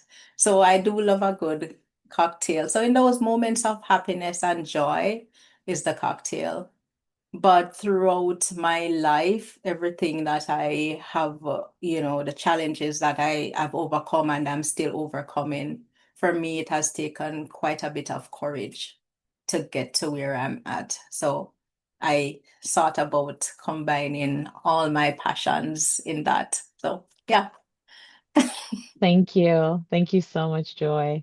It's very joyful to have you in the room. I had to, Thomas, I had to. All right, we're gonna move on to Dawn Westmoreland. Welcome, Dawn. And so Dawn is the author of Stand Up to Workplace Bullying and Discrimination: Solutions, Tools, and Guidelines. Dawn is a nationally recognized resiliency expert, professional speaker, and coach dedicated to helping others rise strong through adversity. Drawing on her background in human resources and her own life experiences, she empowers professionals and organizations to build courage, confidence, and compassion in times of change. Through her keynotes, workshops, and coaching programs, Dawn inspires audience to embrace resilience as a pathway to growth, well-being, and purposeful leadership. Her mission is simple yet powerful: to create stronger, more compassionate workplaces and communities where people can thrive even in the face of challenge. So this is what someone said about your book, Dawn, when I looked you up. I wish I had this book 2 years ago when I was going through bullying in the workplace. You won't find a more comprehensive, example driven, straight to the point book. if you know anyone going through any kind of workplace discrimination, harassment, bullying, please get this book. I promise you, you won't regret it. One of the best things about this book is that if you aren't sure that you are actually going through any discrimination, harassment, or any kind of issue at work, this book will actually help you determine that. All right, Dawn, take it away. Thank you, Rasie. Yeah, I wrote the book, Stand Up to Workplace Bullying and Discrimination. I wrote it back in, I think it was about five years ago, because back in 2013, I had settled with the second largest federal agency in the United States because I had spoken up. My background at that time was 22 years of human resources. Now I've got 32. And I spoke up because when I looked around and there were about 550 employees, and I looked around and most of us were white, like myself. And I looked around and I saw that there were hardly any minorities, any Black employees. In fact, there were only about 5. And I realized right away what was going on. There was nepotism, illegal hiring of family and friends, and there was racial discrimination. So I went on my own journey. One of the 5 employees went on her own journey, the Black employees, and become my best friend today. We were all very successful, but not without a very traumatic and messy middle of bad health, being harassed, having my phone tapped, being in the hospital, losing my home. But the story that people really want to know is not so much about your story, because everybody has a story, is how did you get through it? Because, the other day I talked to my VA, Veteran Affairs mental health counselor, and I do have a counselor that I talk to and bounce things up against. And I'm going into public speaking, and I said, Joe, what is it about me? Why should I speak on resiliency? Everybody has a story. Everybody's been through trauma. And he didn't miss a beat. He says, yeah, but nobody goes through it faster and processes it and masters it faster than you. I'm like, oh my gosh. So I want to read just a little bit from my story, because I did have a successful story. And I was able to meet one of the creators of Homeland Security at the end, because he wanted to know who could stand up to the second largest federal agency. And I met some celebrities too, very common people that you would know. So one of my stories in the book, I talk about David and Goliath. And you hear these stories often, but they're all a little bit different. Who is I? One person all by herself, standing up against the second largest federal agency in the United States, which is the Veteran Affairs. And I had to, because I've been in the Air Force 20 years. I'm retired. I've been retired 20 years. I've been a first sergeant. I've been somebody who's always looked after the people and a disciplinarian when needed. So I spoke up. And that's, when I got the retaliation. So I talk a lot about courage these days. And I talk about it a lot on my syndicated radio talk show too, here in Asheville. So are you familiar with the biblical story of David and Goliath? The account of David and Goliath is not only a popular story, it's a reminder of courage, overcoming adversity, and faith. The Israelites were called upon to fight the Philistine army that had gathered for the war. A young shepherd boy named David was tired of hearing Goliath mocking Israel and their God, so he pled with King Saul to let him fight Goliath. David stands up to the 9-foot giant Goliath. David, dressed in the garb of a shepherd, has only a slingshot and a rock. The giant, heavily armed, has a spear and a sword. Goliath would surely slaughter David, the underdog.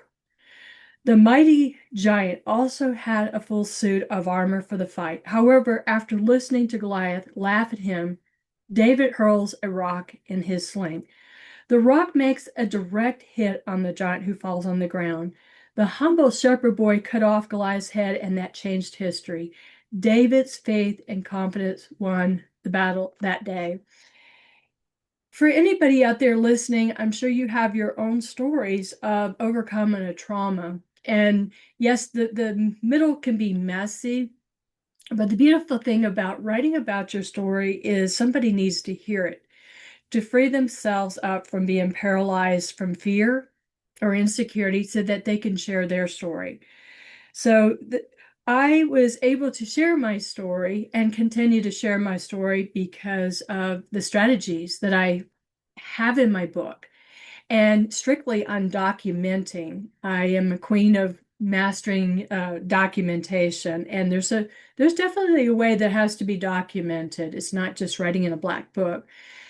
So because of my documentation and absolutely nothing else, I was able to say one day before our litigation, our formal administrative hearing against the VA, myself against the Veteran Affairs, I was able to say, I'll settle with you, but I will not sign an agreement that keeps me from sharing my story. And that's pretty unheard of in the federal agency. In fact, I bet you don't know too many people that can say, no, I'm not signing a non-disclosure agreement or a gag order.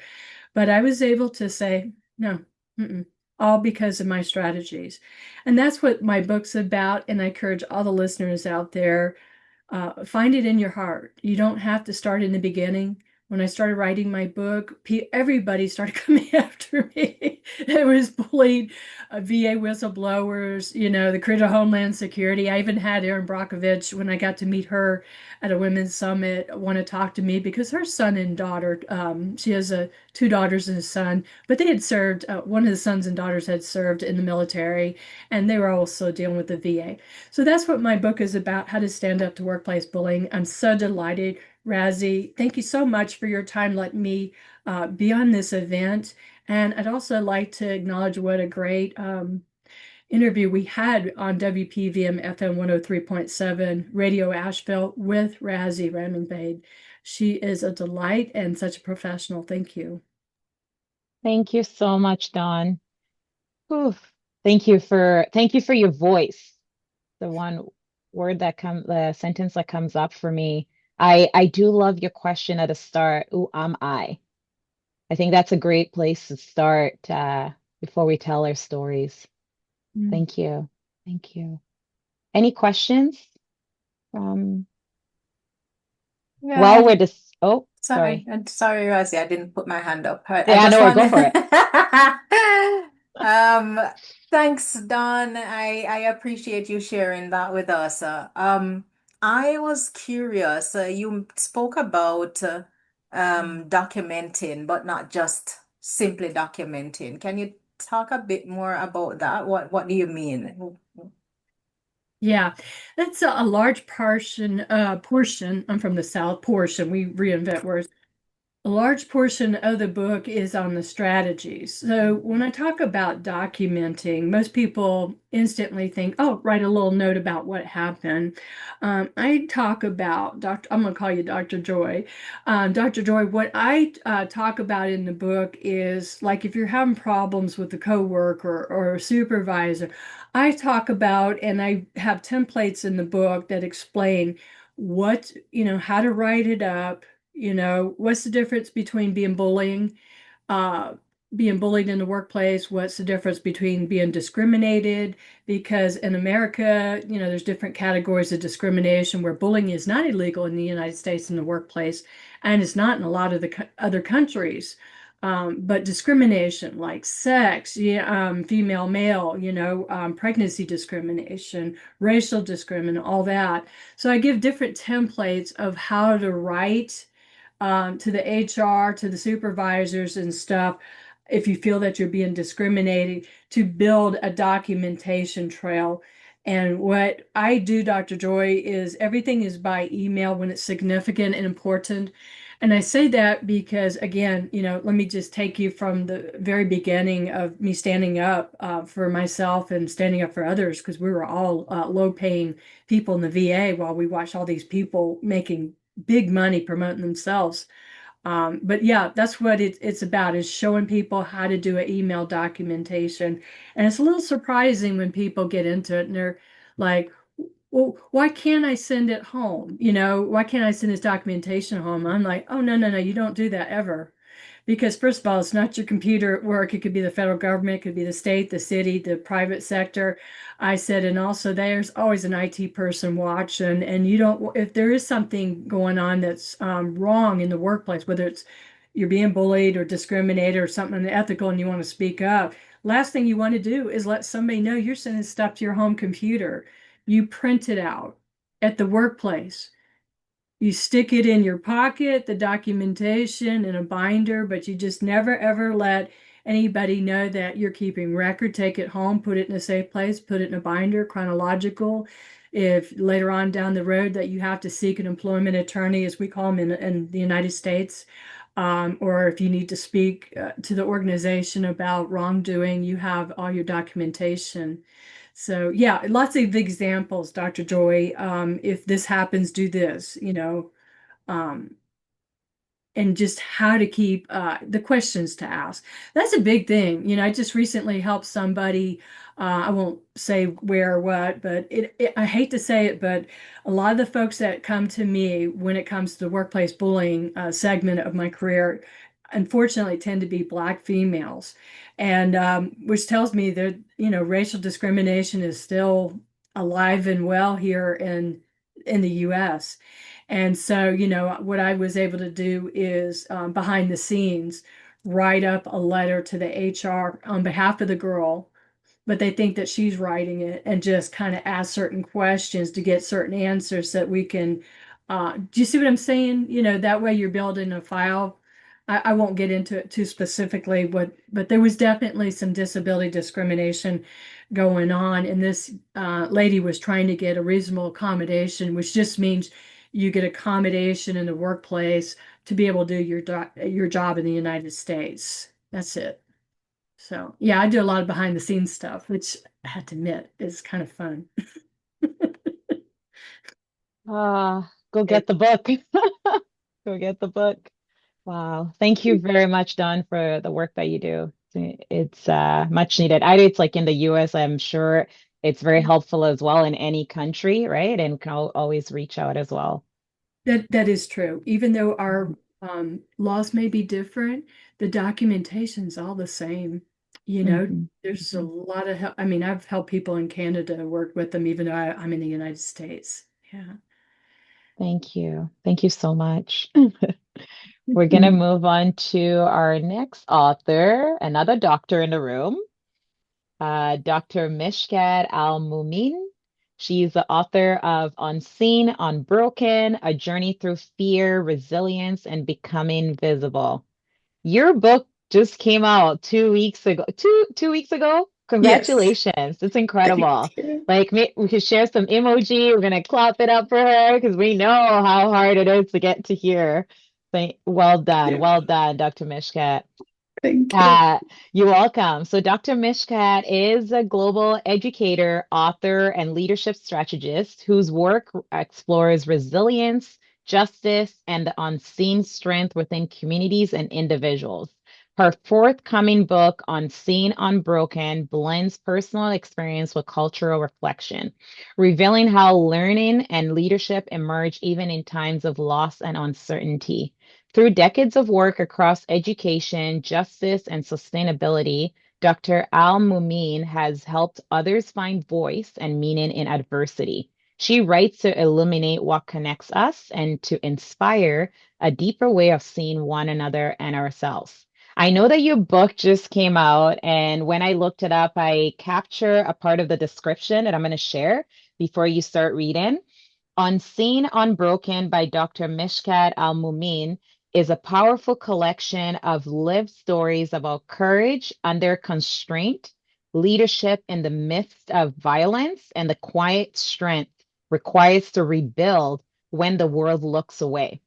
Blending memoir, reflection, and cultural critique, she reveals what it means to lead, teach, and persist under regimes of fear, where being seen can cost a life, yet invisibility costs a soul. Go right ahead. Thank you. Thank you. Welcome. I want you to see me as I am. I'm a single mother who raised her son all on her own in a country where women were and still are treated as second-class citizens at best. I taught human rights under one of the most repressive regimes in the modern history. I taught human rights under the Saddam Hussein regime that ruled Iraq from 1970 to 2003. I stood in a classroom where students were paralyzed of fear. They didn't dare to answer the question because they didn't know who was listening to the conversation in the classroom. Nevertheless, I raised the question and I engaged my students in discussions. Throughout my journey as a woman, as a mother, as a leader, as an educator, I often felt unseen. So I dedicated my life to help us see each other as we are, no more, no less, and accept each other as we are. And that's my book here. The sketch also is mine. One of the ways that I expressed myself under dictatorships was through sketching.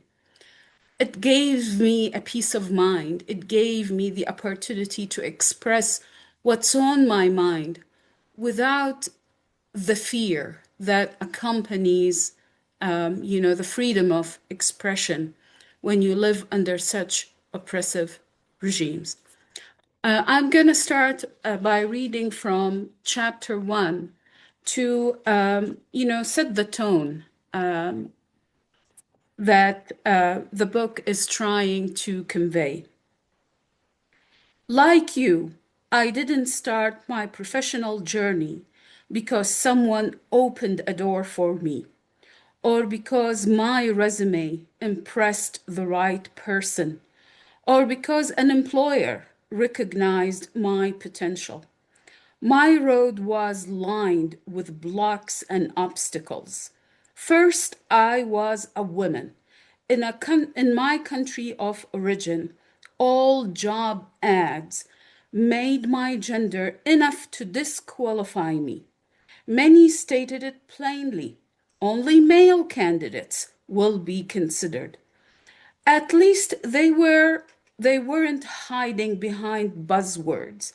They didn't waste your time with the illusion of a fair chance only to reject you later because they preferred a resume with a name they could pronounce or a background they already knew.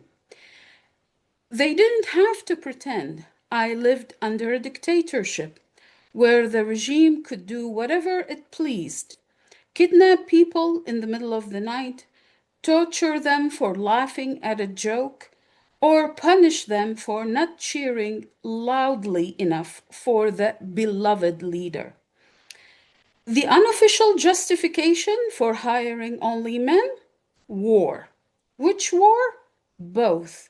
The 8-year Iraq-Iran war from 1980 to 1988, and the first Gulf War from 1990 to 1991. But that wasn't all. I was also divorced. At first, people looked at me with unease, not quite pity, not open judgment, but something heavier. Whispers followed, questions surfaced, unspoken but implied. Where was her husband? Why is she alone? In a country where people still said, without irony, a nation led by a woman never prosper. My existence became a symbol of defiance, or worse, already despised, and she brought a girl into the world? Never mind that by the early 1990s, nearly half of Iraq households were led by women. Most had lost their husbands to those back-to-back senseless wars. An estimate of 500,000 soldiers and civilians were killed or disappeared in the first war alone. The second war added tens of thousands more, leaving entire neighborhoods without men. We lost generations of husbands, fathers, brothers, and sons. And for what? No peace, no pride, no bravery, just silence and graves. Still, the blame never fell on wars. It fell on the widow, the divorcee, the woman. With that, I would like to talk to you a little bit about writing this book. The writing was never easy.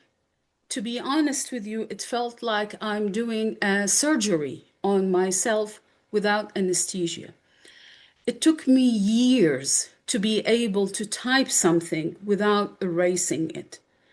I have, established blogs, wrote articles, and, drafted letters only to tear them or take them down. Throughout these wars that I lived through, I lived through three, survived them all. But my earliest memory as a child was fleeing Lebanon with my mother and father because a war was taking place over there as well. During this journey, I was shot at, I was attacked, my son was attacked. It wasn't easy at all. The reason I battled through it and wrote this book is because I want to see people and I want them to know that it's possible. We can do it. We can see each other as human beings, as equals, as partners in this journey called life. That's why each section or each chapter ends with a paragraph called Take This With You. It's something I want the reader to take from the chapter, reflect on, and maybe see someone in their lives.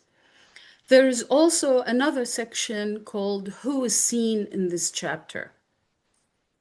I want to acknowledge those who suffered silently, those who gave their lives and vanished. No one remembered them. So as their memory, their struggle, their names will live on, there is an acknowledgement. And in hopes that acknowledgement will lead us to see each other and accept each other and live peacefully. Thank you so much for this opportunity. I also want to thank Rasie because without her, without this event, I wouldn't be able to finish on time. So this event gave me the motivation I needed to finish on time and hit publish. I am most grateful, most humble, and I'm honored to be among such a group of writers who helped others see themselves. Thank you. Oh, thank you. Thank you. That takes a lot of courage. Thomas, before I go to your question, I feel called to ask this question, and I think a few people in the room are probably thinking this as well. What shocked you the most when you were writing Unseen, Unbroken? The amount or the number of peoples that we pass by every day and we don't see them. Starting from the homeless person that we ignore in the traffic light, all the way to the person sitting in their office trying to solve a problem, to provide some sort of a service to the community. That's what honestly shocked me. Thank you. Thank you. Go ahead, Thomas. Thank you. First and foremost, Mishkat, if I said it right. Correct. Amazing, amazing, because this is what resilience is all about. To go above, and as I mentioned to Brighton, from our deepest of wound shines the deepest of our purpose. You had to go through those particular upheavals, the struggles. Now that you are a beacon to many, and you had the courage to come out and put out your book. And I sincerely wish you all the best on that. Thank you. For me, again, as I think so, it's a little part of Racie's question is that when you're writing, the hurting that you went through when you were writing this particular book, because you are reopening those particular wounds. Yes. What was your thoughts that was it justified putting in your showing your wounds to the people, or ah you wanted to say it in a better way? Because sometimes when it really hurts from like for guys below the belt, it can be really painful, and for especially when you're having mental, emotional, spiritual, or even physical trauma, it is not easy to put it out in words. So what was your journey during those particular time when you were penning those painful journeys? Thank you so much for that thoughtful question. My journey with writing started in 2009. I started posting some blog posts, that's all, only for me to take them down. So I didn't continue posting. It was this dance, do a little bit here, do a little bit there, but not completing the process. The reason being, it was, as I said, so painful. It feels like not only you are opening the wound, you are letting it bleed and not doing anything about it. The idea or the notion, the concept that kept me going is accountability. I felt if I won't say anything about it, it will die completely. So that what motivates me. I took longer breaks. I used to take walks and pray, do anything but writing. And then I would, get to halfway through and drop the ball, things to that effect. But then I had to have this conversation with myself. What matters more? The pain to go through it or to deliver the truth to the reader, so as accountability will take place. There were so many people that I encounter and they went down unseen. And that's very painful. Some of them made the ultimate sacrifice. They gave their life for the cause. Throughout these wars, people fell down. Whether we accept that or not as the ultimate sacrifice, we need to acknowledge. We need to, you know, make them feel seen, whether they are with us, not with us, but we need to acknowledge. So as we can move forward, we are not holding on to what I'm going to call a secret because we don't want to give acknowledgement. And this way, healing can take process. If you allow me to give a quick example, oftentimes people associate Iraq with the recent sectarian violence that took place after 2003. But there were many cases of sectarian violence that happened throughout the history of Iraq. And, they were swept under the rug. So history repeated itself. Making amends is key. And the first thing to make amends is to acknowledge, to say something went wrong. Maybe we were not living throughout that era. Maybe it happened 50 years ago. But still, you need to make amends. And for that reason, I respect and associate with leaders like Nelson Mandela, like Martin Luther King Jr. They made amends. They took every step possible to achieve accountability. And that's my goal. Thank you. Oh, thank you. I just pause with that for a second. I I really appreciate that. Thank you. Thank you. Go ahead, Brighton. Yeah, Mishka, thanks for writing and speaking about your book. Because I know this would be helpful to anyone who's looking to read, because I've heard a lot of stories from people similar like yourself. And most of the time, most of us as authors, we struggle with the imposter syndrome. Do I have a story and all that?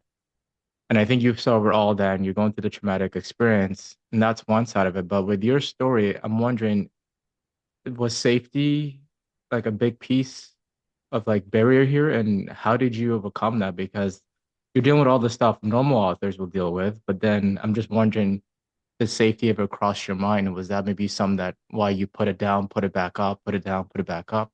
You are absolutely right. Safety was part of it. And,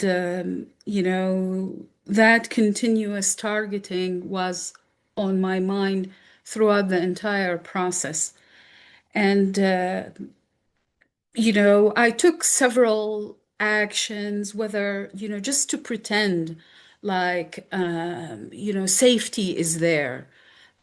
Including, for example, having like a security system at home, living in a neighborhood that, considered safe, just to give myself a peace of mind. And there were so many people who told me not to write. They said, no matter what, they will come after you. So why are you doing this? And I think that was part of the delay because, as I said, I started the process in 2009 and I couldn't finish until now. But I was able to overcome that issue, not because my life became safer, but because I felt a calling deep down that says these people that you have witnessed their story and their story was never told. No one acknowledged them. They died in vain. These are your responsibility. Now you need to give acknowledgement. At least somewhere, somehow, there is a book that says these people did not die in vain. One of the activists, women's rights activists that I worked with, and I feature her story in the book, I Googled her name when I was writing the book. Nothing, zero. She doesn't exist. Nothing. Not. I tried in several languages and I couldn't find anything about her.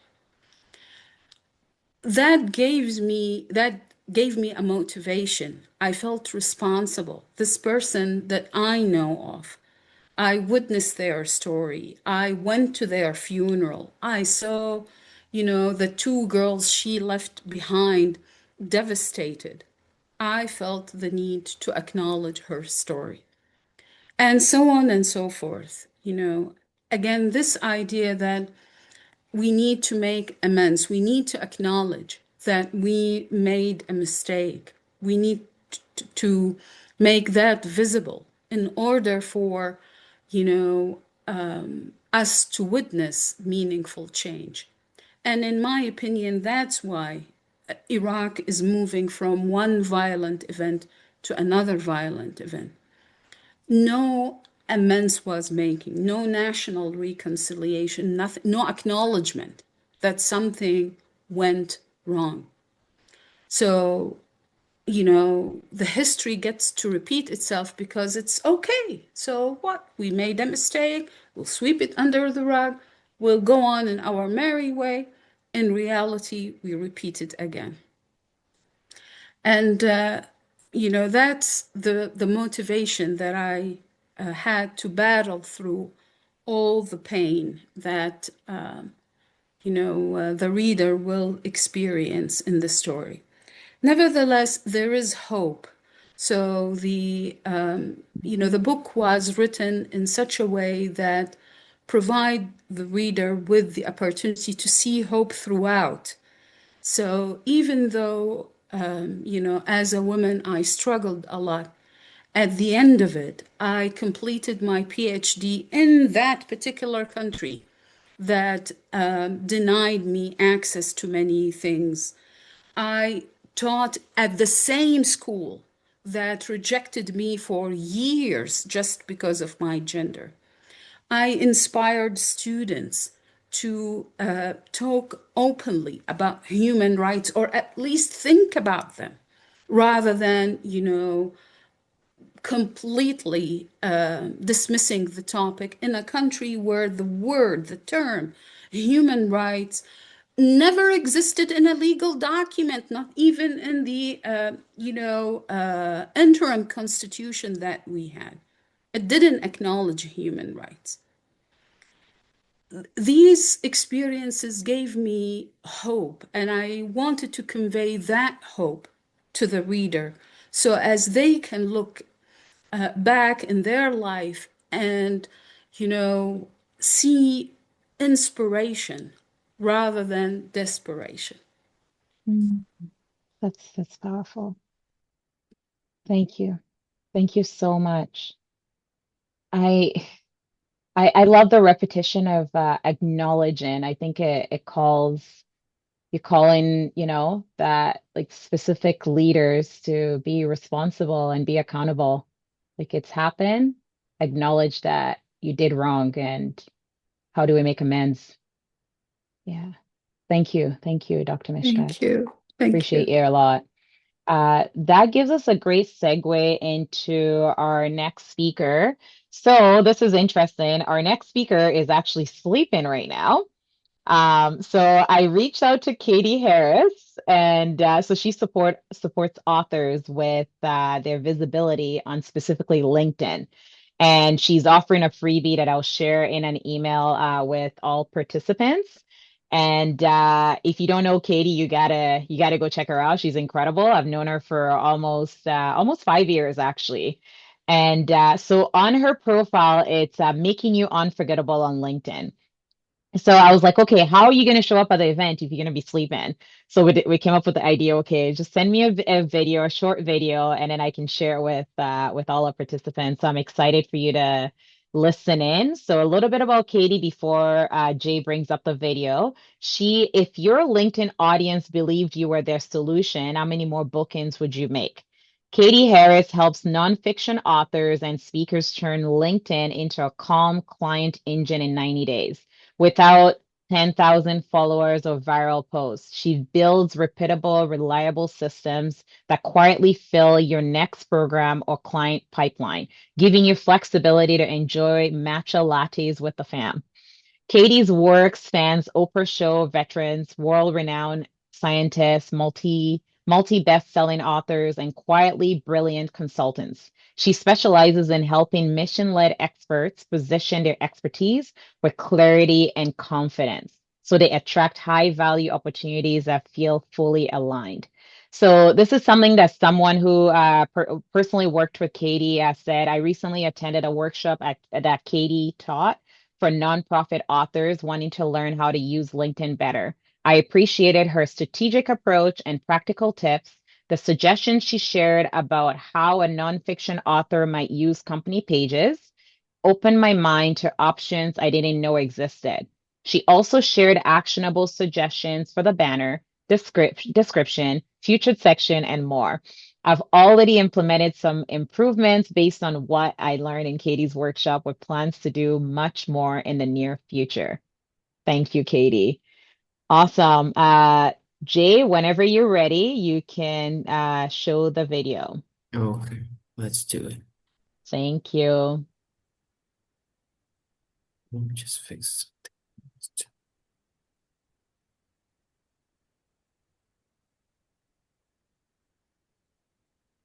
Let me know if y'all can hear it.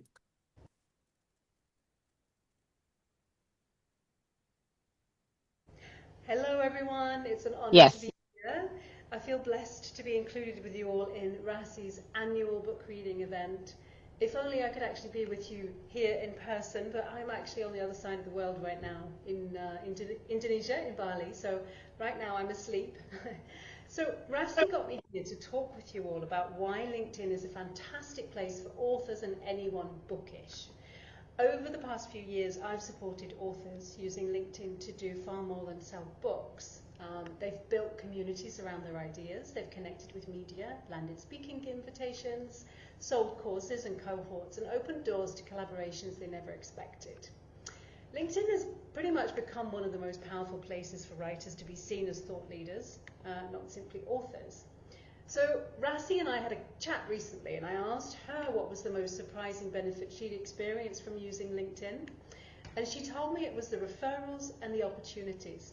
And that's not surprising to me, because when you use LinkedIn to its full potential, yes, it magnetizes all the obvious things like selling more books through visibility and credibility, building a loyal readership and community around your message, getting featured in podcasts, media and speaking opportunities, being seen as thought leaders beyond being writers, attracting consulting, interviews, coaching or speaking offers, and spotting emerging voices to whip up new talent. But it also opens doors to things you wouldn't even imagine. Let's have a look at what's possible. So first, Lucia. Lucia is a UN Women VP, attorney, podcaster, negotiator, and multi-book author who's turned LinkedIn into her creative headquarters. She brings her whole identity together as author, advocate, negotiator, and artist, and shares it through stories that mix intellect, humour, and heart. When she launched her recent book, The Covert Buccaneer, she didn't just post a cover image, she brought her audience into the story, from the historical women that she writes back into the record to behind-the-scenes snapshots of her launch parties.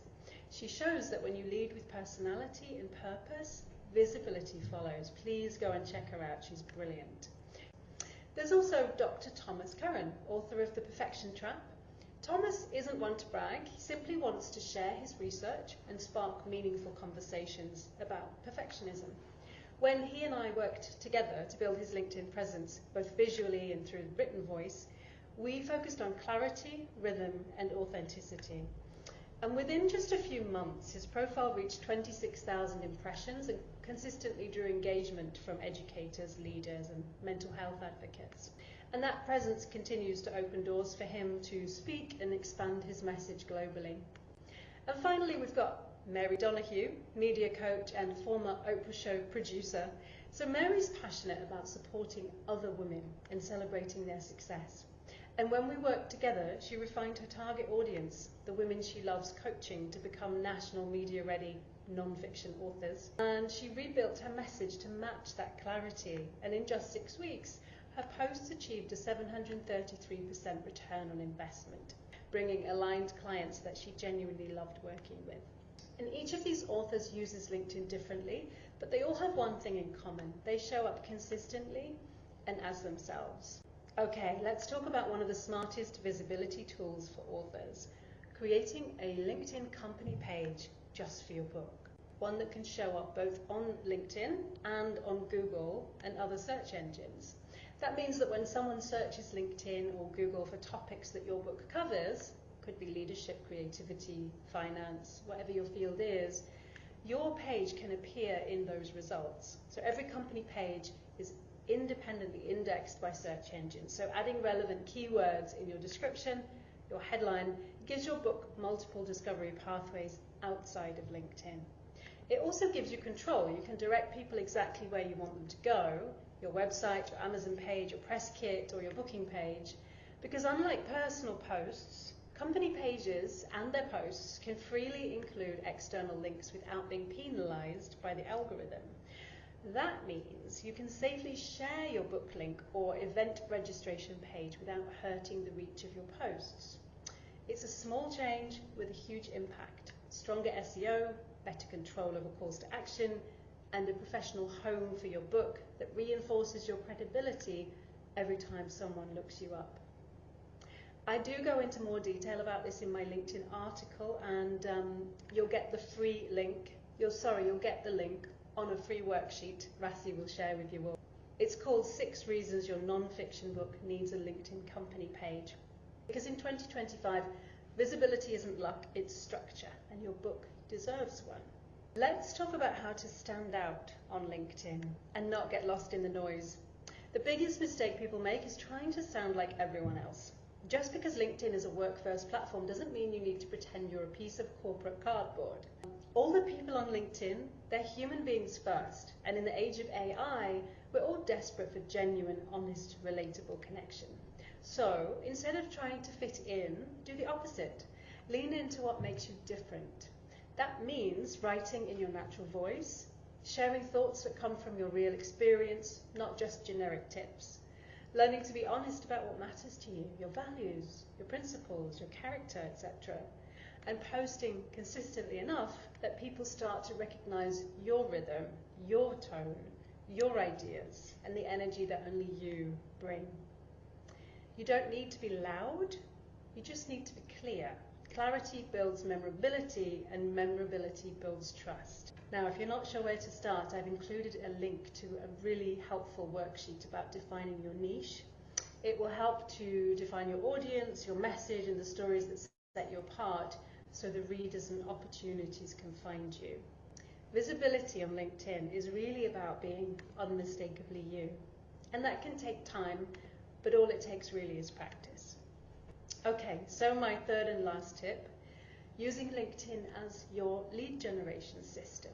So if you've ever felt like your visibility on LinkedIn doesn't lead anywhere, or you don't know where to start, this is the fix. My free lead generation kickstart for authors worksheet. So it shows you how to turn your activity on LinkedIn into results.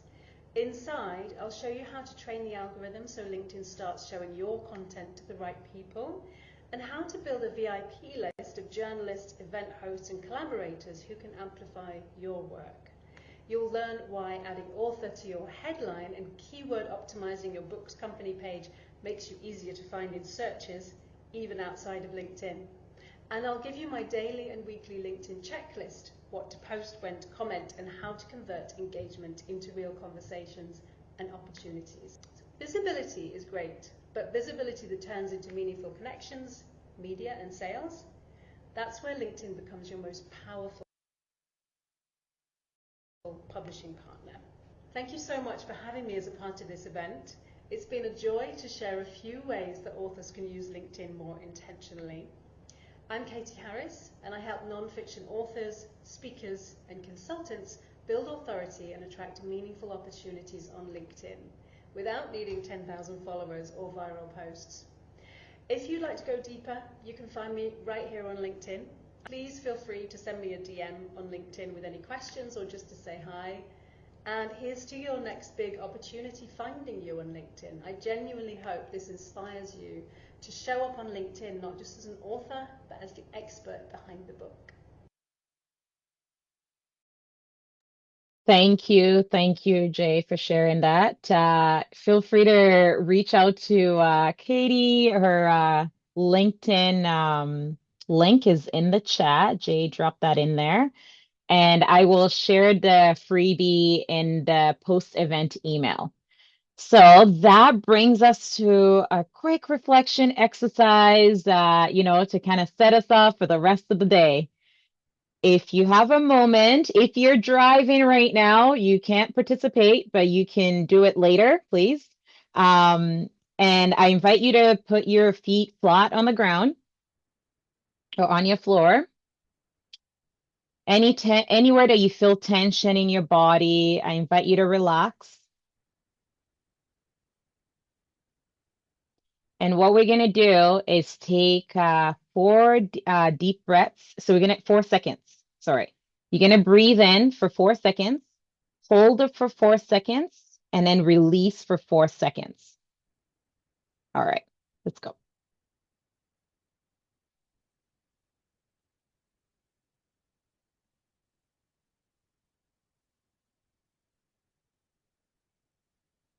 If that felt really good, I invite you to do that again. You can close your eyes or open your eyes, whatever works for you. Meet yourself where you're at.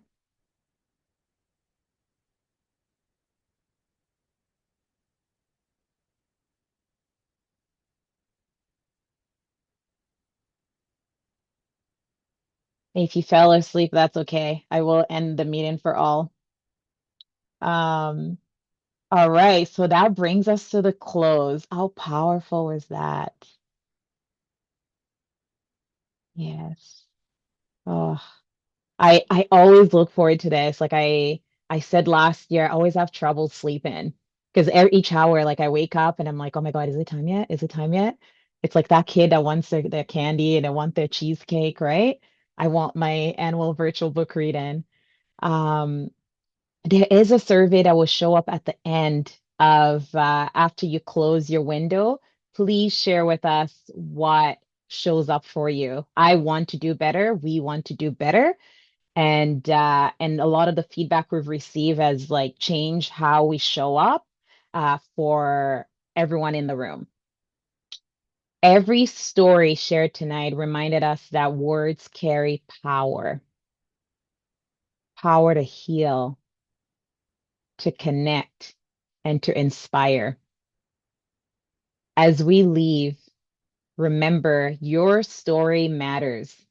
Put it on your mirror, put it on your car's dashboard, screensaver on your phone, calendar invite reminders that pop up. Your story matters, and someone is waiting to hear it. It is up to you how you want to share it. Thank you all so much for joining us. I hope you enjoy the rest of your weekend. Thanks, everyone. Thank you. Thank you. Everyone. Thank Thank you. you. Thank Thank you you. all. Thank you. Thank you. Thank You're you. welcome. Thank Thank you. you. Bye-bye. Bye bye.